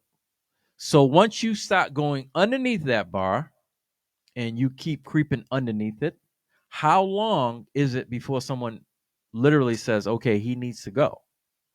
So the "in Bill we trust," I think, disappeared like after this, literally, I want to say after Brady won the Super Bowl. You don't hear "in Bill we trust" anymore. No. That's gone, along with they hate us because they can't be us or whatever it was. Belichick's army. All those sayings are gone. Oh, let's be frank. All good things come to an end, right? And looking at the scope of the division, let's say hypothetically, it's almost come, to fruition that the Jets land the big fish, right? Mr. Rogers. So now you have Mr. Rodgers. Comes with Odell probably. You have Rodgers. Okay, you'll have Rodgers as a quarterback. All right. You have Tua in Miami. You have Mr. Allen in Buffalo. Now you have Mac Jones. You have Mac Jones, who's not even remotely close to being the best quarterback. I don't think he ever was. He's the worst quarterback in that division. I don't. I could say, he probably was better than what the Jets had, only because of the fact that the quarterback was so stuck on himself. One good year does not make, a a quarterback. And that's what you were looking at with Mac Jones. Granted, he had some things going on with, you had a defensive coordinator Calling your offense. calling the offense. So that, I mean, that right there should be a That foot was out the the good door. old boy system. You're not making smart decisions. Yeah. Should be You're making personal that's decisions. 1 foot out the door right there. By making that decision. but you know what? That comes with a sense of entitlement, a sense of arrogance, because I've won in the past and I can continue winning. I've done it my way.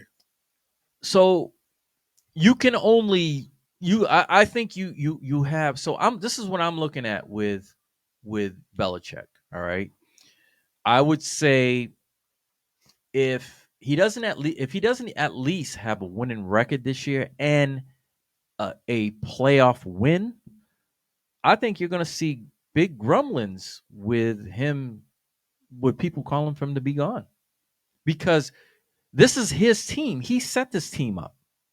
And if you don't make strides, okay, if you don't make strides when your division is passing you and you're the worst team in your division, how could you make a case for yourself continuing to coach?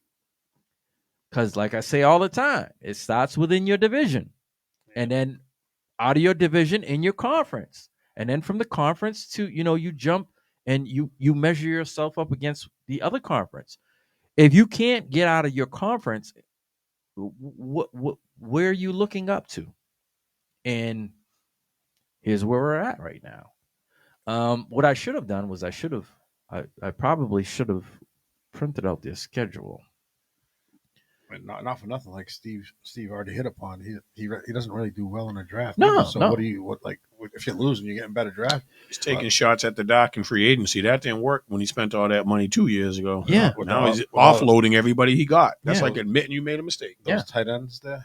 Yeah. Tight ends, the wide receiver Aguilar, The only one that he hit on was the Matthew Judon. Judon. Everyone else has been a bust. Yeah. And that's saying that's He knows defense. Yeah. How ironic. yeah. Bill gets a pass up to this year. Truly believe the Kraft family may give him this year. So Mayo may be the next man. I don't know. You go Mayo. I don't think so. I don't think you go Mayo. He don't. Well, they were talking about he was ready to leave until he got some type of reassurance. Then he got made assistant head coach, but somebody else just got made assistant head coach in New England. So who's the real heir to the throne? I don't know. All right, so we'll take a peek at their schedule, and This upcoming schedule? yes, for the 2023 schedule, we'll take a peek at their schedule. Okay, so obviously they're within their own division. All right, so so you got. And we don't even know how the draft's going to affect this year. Yeah, I know. So we'll look at the out of division play. Okay, Kansas City Chiefs. That's a loss. Okay, Indianapolis Colts. That's a toss up. Los Angeles Chargers. Loss. New Orleans Saints. These are home games too, mind you. Well, Michael Thomas is back to pair up with Olave. They got a quarterback. Who's the quarterback? Who did they just get? David Carr David Carr. He's a slinger. or Derek Carr. Derek Carr, Derek yeah. Carr. David is his brother. He was the older one. New Orleans Saints, Philadelphia Eagles, That's a loss. Washington Commanders. That can be It looks like it could be a loss. That can be there. All right. So away on the road, Denver Broncos. Never know what you're gonna get with that team, man. Dallas Cowboys. That's a win. Okay. So be it. Sorry, I had to. I want to see, Las Vegas wanted to see Raiders. your face. He could possibly beat the Raiders. Yeah. New York Giants. That's a loss. That's Giants are improving. Pittsburgh Steelers. That's a toss. Yeah. They seem to have Pittsburgh's number. Yeah. They seem to have their number. All right, so let's look within the division. Do you think that they can possibly beat Buffalo twice? Nope. No.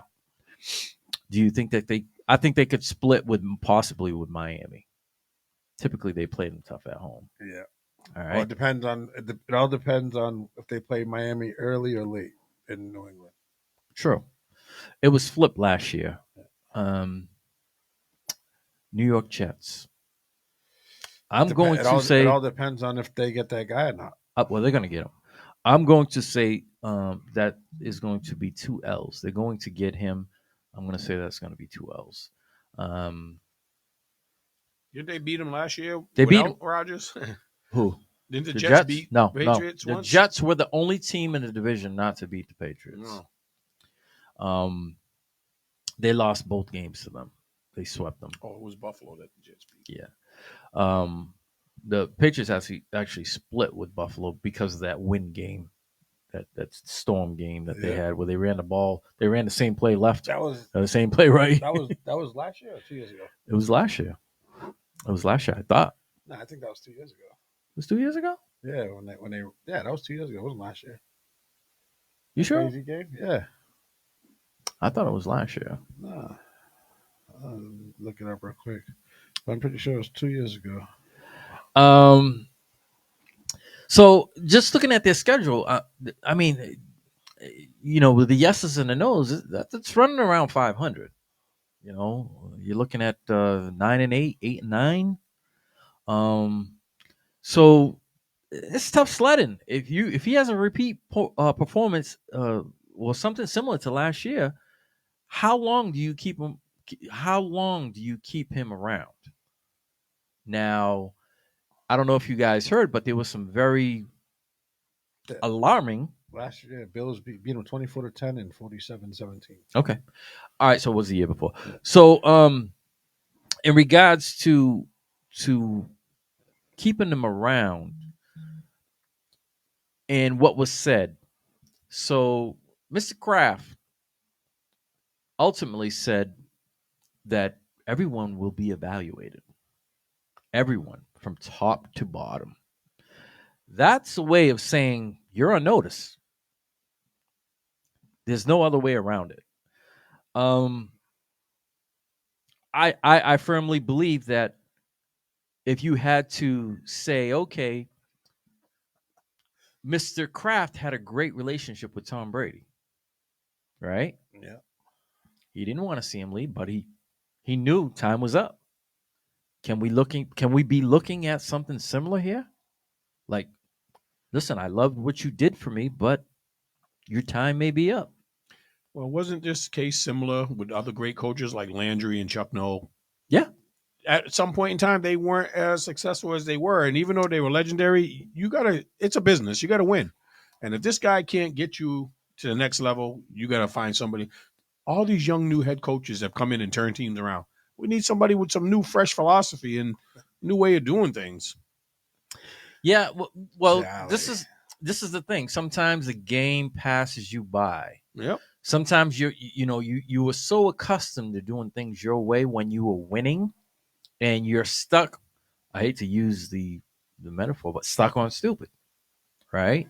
And you just, he like we said, he's earned that right, but for how long? Mm-hmm. Charlie's saying they got to win at least 10 games to keep him around another year.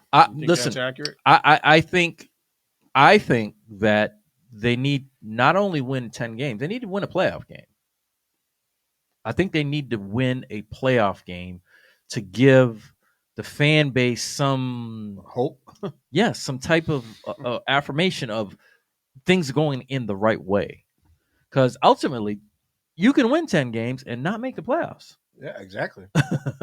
You can win 10 games and not make the playoffs. All it takes is for two good teams in your division to have 14, 15 wins, and they could be facing the season that they won 12 games, right? Yep. And they didn't make the playoffs. That was 11, I think. 11? And they didn't make the playoffs. The year Brady was out. Yeah. And they didn't make the playoffs. So, that's not saying much. Yeah. And like I said, the way that the division is trending is going to be tough. I only see one scenario where if he doesn't get 10 wins this year, that he gets a chance to come back next year. He'd have to relinquish the job of GM. Yeah. Somebody else has to rebuild that team. I was thinking COVID. You kind of you got to fire yourself. Yeah. I would think he'd have to have an agreement ahead of time with Bob Kraft and then say, look, I'm going to, I need to go in a different direction. And if you can't get it done, you at least ain't getting it done as a GM. We're not getting better through the draft. You're wasting that. Either fire him or demote him. He's not going to be demoted. No, he But won't. you would have to say, you're still a great coach, but we want somebody else to start the rebuild. You can coach, but we're not letting you buy the groceries no more. Yeah, no, he would definitely have to. That's a step in the opposite direction. When I said demoted, that's what I meant. Demoted from GM. Not he would because that ultimately that's giving up some power without giving up the head coaching power, and what would be next. His head would be on the chopping block next. I mean, that's a great point. You would have to relinquish something. Because you're failing in both roles right now. Exactly. But people want to give you a pass on your coaching credentials because of what you've produced in the past. Maybe you can coach a good team if you had a good team, but you can no longer build a good team. You're not a general manager. He was never a good general manager. Yeah. He happened to get lucky. If he wasn't coach, he'd get fired as a general manager by now. Yeah. Get lucky. He happened to have struck gold on a lot of players that were retreads. Yeah. And I think they were elevated more so on the offensive end because of the talents of Brady. Yeah. Now you see, he's trying to do the same thing, and with a lesser talented quarterback, and it's not hitting. And also, not to take nothing away from Brady or anybody, but those years they also had very talented defenses. Yeah, too. Well, that was their strength. Yeah, their strength was a very talented defense, bend but don't break, and allow Brady to keep you in the game and count on his experience down the end and pulling through, and him not being able to turn the ball over and making the right decisions down at the end of the game, and that's what always saved them. You no longer have that anymore. You don't have that. When the year Mac Jones rookie year, I said it game after game, game after game. Listen, what I want to see is how well he does when he's behind. It's easy to play from ahead. Let's see what you can do when you're behind, because then your true leadership qualities come out. Your ability to lead a team and make certain throws and under pressure and all that. And to me, I think it was like literally like fire in a bottle. You had the transition of Brady going over, and when he was at 7-8 wins, people were like, we don't even need Brady. We don't. I see him winning 3-4, and I'm saying to myself, wow, this is what we're coming to, huh? Okay, well, you just keep that same energy come the end of the year. Them are the same Patriot fans that weren't Patriot fans before the 2004 season. Yeah. And it turned out to be different. There was a totally different Mac Jones in the second year as there was the first year. I'm pulling from. I feel bad because look who you have to measure up against. The greatest of all time. That's some tough shoes to fill. Man. It's impossible. Some tough shoes. It's impossible. You can't. You literally can't. No matter what you do or who comes into and puts that QB1 in front of you're always going to be judged. Yeah. But at least give him a chance. Give him some talent around him to at least you don't. We've seen other teams like Baltimore in the past that don't have a great quarterback, but they had enough to get the job done. You're not giving them no weapons. They didn't give Cam a chance. No. I firmly believe that he. When I say he, Belichick was probably also thinking along those same lines, like, oh, maybe I struck lightning in a bottle again with another quarterback, and as the season went on, and you hit different games and you've seen different things, it's like maybe not, but maybe I can just lightning can strike twice, and that's too not the risky. case. It's not the case. It definitely isn't the case. So do you guys think if Lamar Jackson comes in, things change? Yeah. Oh yeah. But the thing is, so I wouldn't expect things to change. Like, would they be a better team? Yeah, I think they would be a better team. But the type of offense that they have, you have to put people around him that are going to complement his game. Right now, Juju Smith Schuster, okay. Hey, you got a new All tight right. end. You got a new tight end and Gasecki. But you gotta I don't know if it would be a hit right away. Yeah. Because it's a different type of it's a offense. different type of offense. You gotta Baltimore has had this offense in place since they drafted him. Yeah, they built it around him. That's right. To take him and put him in and be like, okay, we're gonna do it. It might take a while. I don't expect it to be, for him to go in there and be, okay, we're gonna go from MVP guy. yeah, No, nah. It may take. Will they be better? I think they would be better. Would they win that division? I don't even know if they, if he went there, I don't even know if they'd win the division. To be honest, do you think that they would finish higher in the division, or do you think they'd stay the same?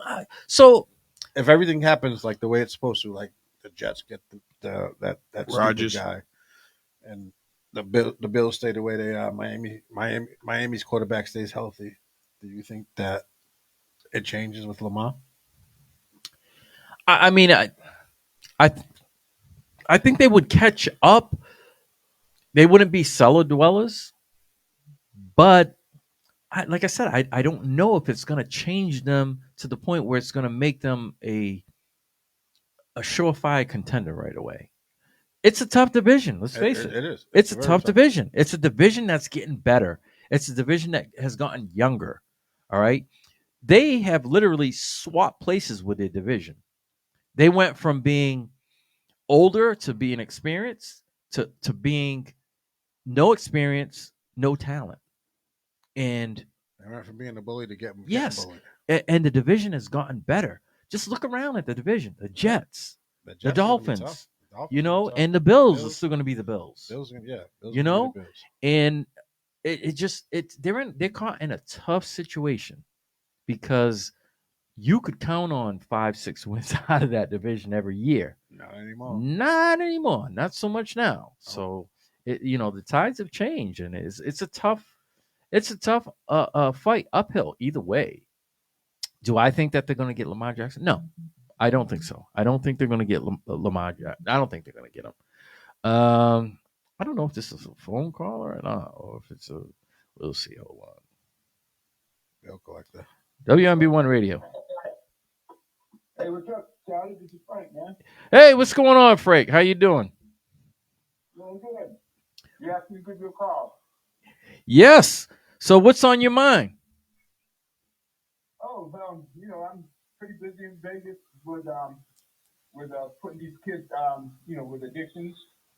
We're trying to bring more notoriety to the school. It's going to be 1 year since the dedication of my fitness room for the students. So we're going to have a little get together with them and probably see if I can get the Mayor Goodman to come down and some other dignitaries to commemorate the year and see what the impact that this fitness room had on the kids at the school. I already talked to a couple of them. Pretty impressed with what they're saying. Oh, nice. I was unaware that you had anything like that going on. So how long has this been going on?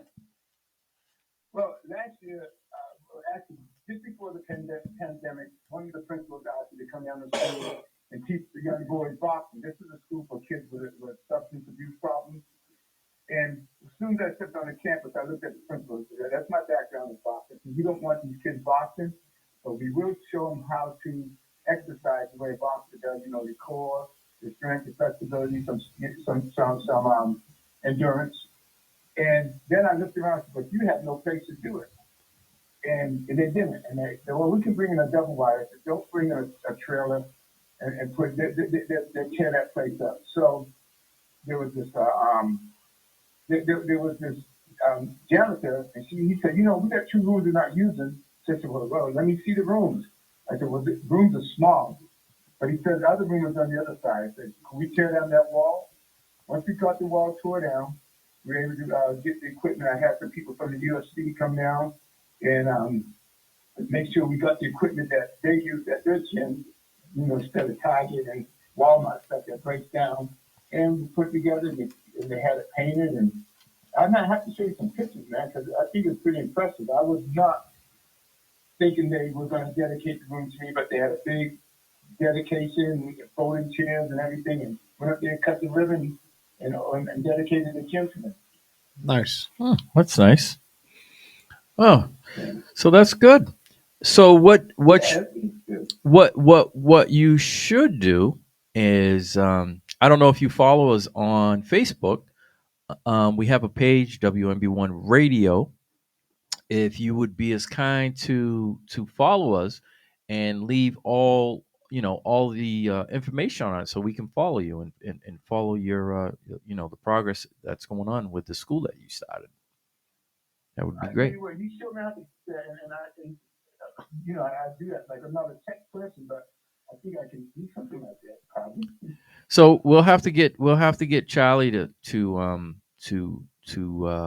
guide you somewhat, so we can see the progress, because we like spotlighting the beginnings of what you're starting as far as schools and building things up, especially when it comes to helping the kids and the community. That's that's something that needs to be highlighted, and we definitely like to have your progress on our page and follow your journey. Definitely like to do. Have Charlie give me a card. Like I said, the biggest thing is this is a success here in Vegas, and Vegas has a big problem with substance abuse. Maybe we get that as well. This should be duplicated in other cities. This is the only school in America that's run by the school district. The school district, put their stamp on. So, we give these kids a diploma, not a GED. If they, they can resign out of our high school, come to your high school. We bring all the credits with them, wherever they're at, and then we see where they're going. And if they complete everything plus the sobriety, then we give them a diploma. And that's a big help for these kids.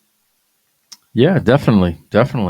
So what we'll have to do is we'll have to get in touch with Charlie, and we'll have him give you a little bit of technical help, and we'll get you paired on our page, and we'd like to follow your journey. Okay, that'd be nice. Like I said, if your community is struggling with kids dropping out of school because of addiction problems, maybe there's a place where they can, hey, let's go back to school. Let's work on our substance abuse. Let's get our diploma, not a GED. Exactly. So I just got confirmation right here from Charlie. He says he'll call you and he'll get it done. All right. So Charlie, he said he's commenting in the comment section. He says he'll call you and he'll get it done. So we look forward to linking up with you and to seeing all, like I said, all your progress and all the good things you're doing out there in Vegas with these young people. It's you need to be commended. Yeah, one thing, I'm coming out to New Bedford for the dedication of a Frederick Douglass statue and the opening of the park down the South End this summer. Okay. All right. So what we're gonna have to do is we're definitely gonna have to get Charlie to get you on the show, and you can come in and give give us your story firsthand right here. Okay, we'd like to do that, man. Hope that helps out kids around where I come from. Okay. All right, it's a bet. So I'm gonna have Charlie get in touch with you, and we can get like I said, get you on the page and follow your journey. And we look forward to seeing you hopefully in studio when you come down in the summer. I can't wait, man. I always want to come home every summer if I can. All right.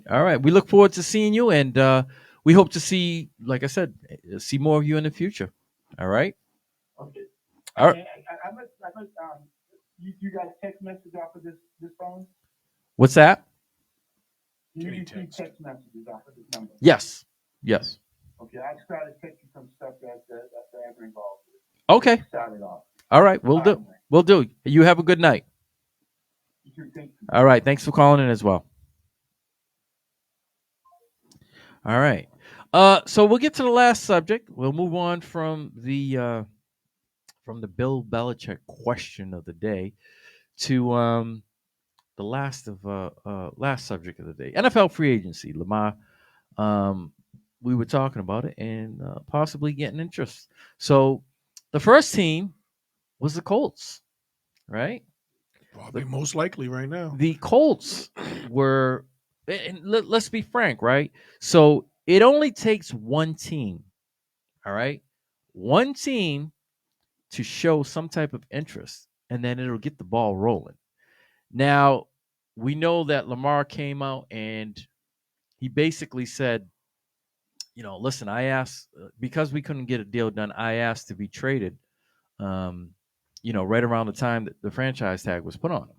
I mean, ultimately, you can say whatever you want, but when they put that non-exclusive, yes, that basically saying that you can go and seek whoever you want.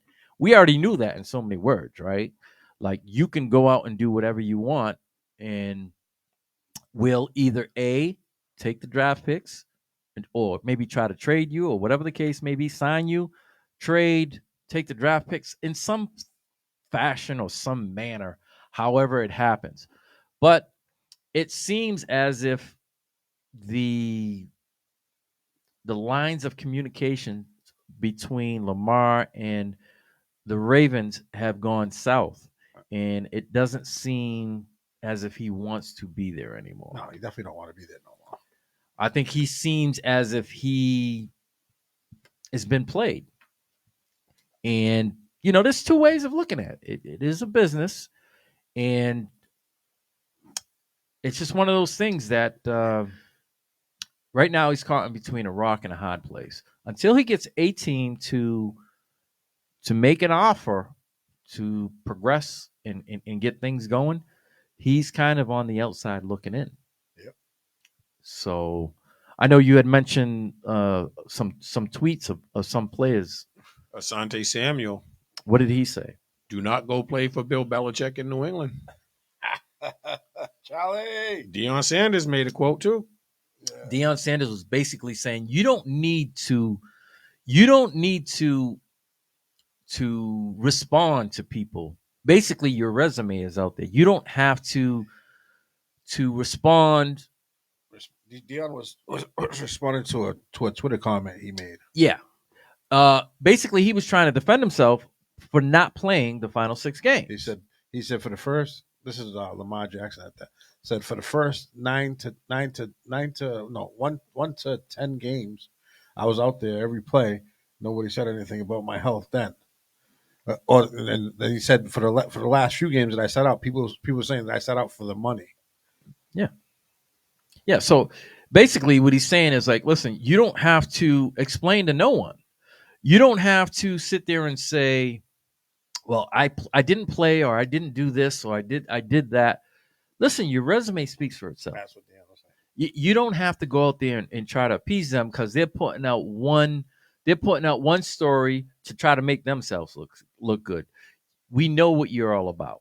All right. You don't have to try to sell yourself in a certain fashion, in a certain manner. You just, you don't have to do it. You don't have to respond to them. Basically, you're playing in their hand by you trying to do that. We know what you bring to the table.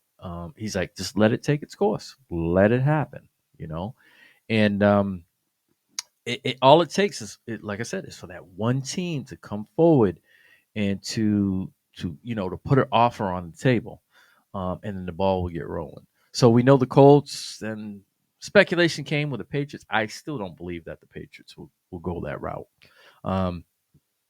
I just don't see it in Bill Belichick. I don't see him making that big splash. He's not that. That's not his persona. He just doesn't do it, especially offensively.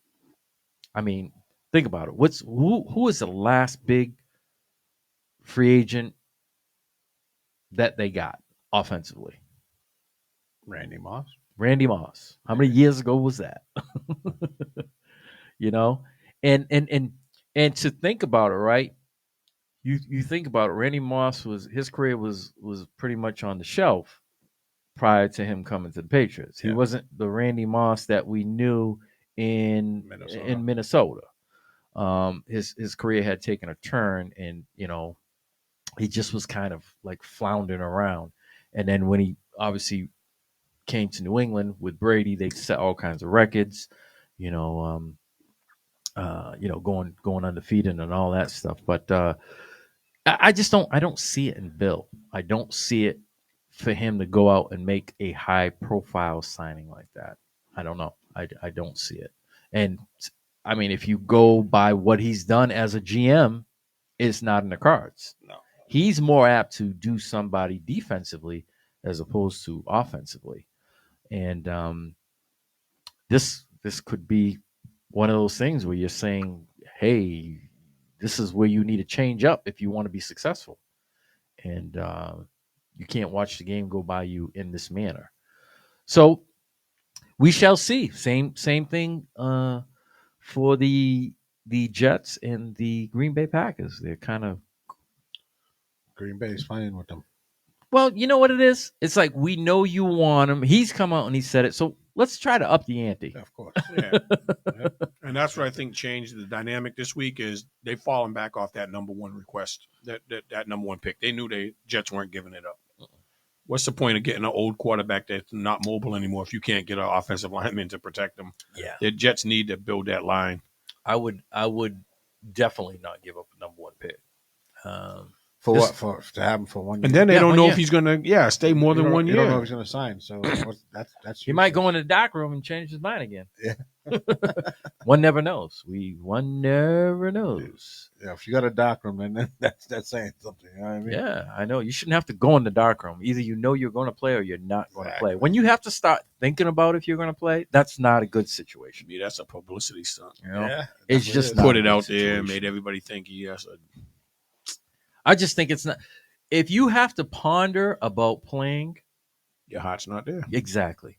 And You're if not. and Who goes out and says, you know what? I don't know if I want to play today or not. I don't know if I want to play this season. You want to get paid $50 million though. 59 million at that. Yeah. So we know he wants the money, but he wants the perfect situation. You too. don't want to put it to work. Yeah. It's just one of those things. So we've come to yet another week where both quarterback situations are still unsolved. I firmly believe within the next week and a half prior to the draft, I think you'll see a clearer picture.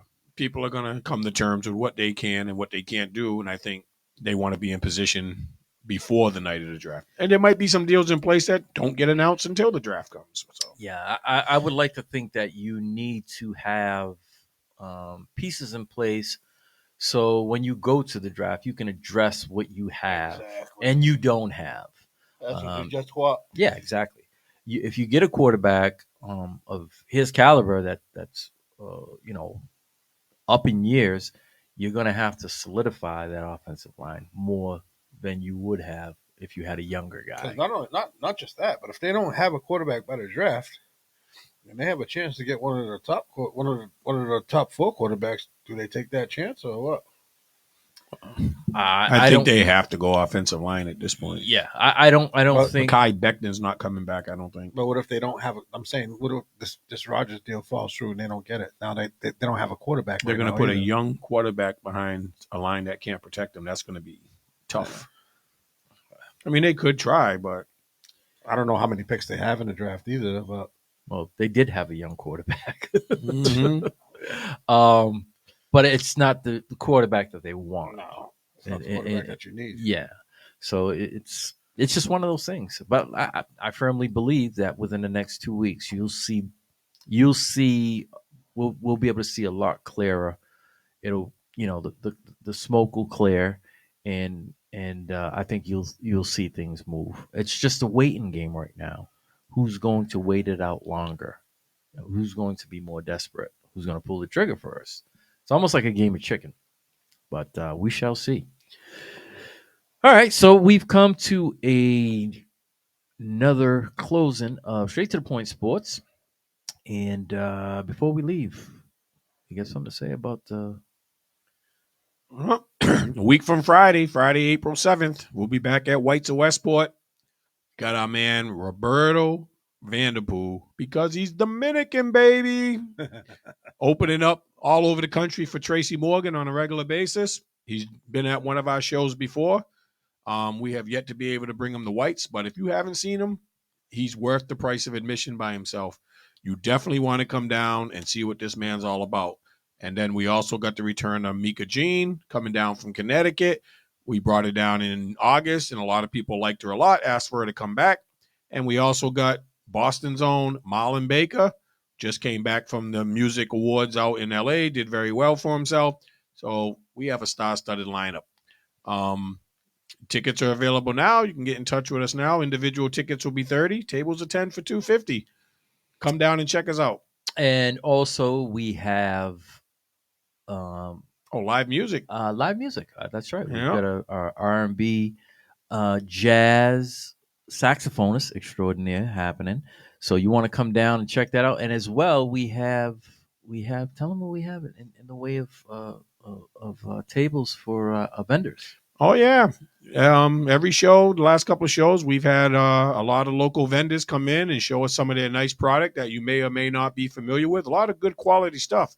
You'd be very surprised. These vendor tables get a lot of interest. We've added a new one from Providence coming up this show. Medea Wear is going to be showing off his clothing line that's really doing well in the Rhode Island and New England area. Come out and join us. It's going to be an event. You're going to have the live music. You're going to have the comedy show. You're going to have the vendors. And we're also going to be celebrating our boy Paparazzi Rob's birthday. So come on down, show him some love too.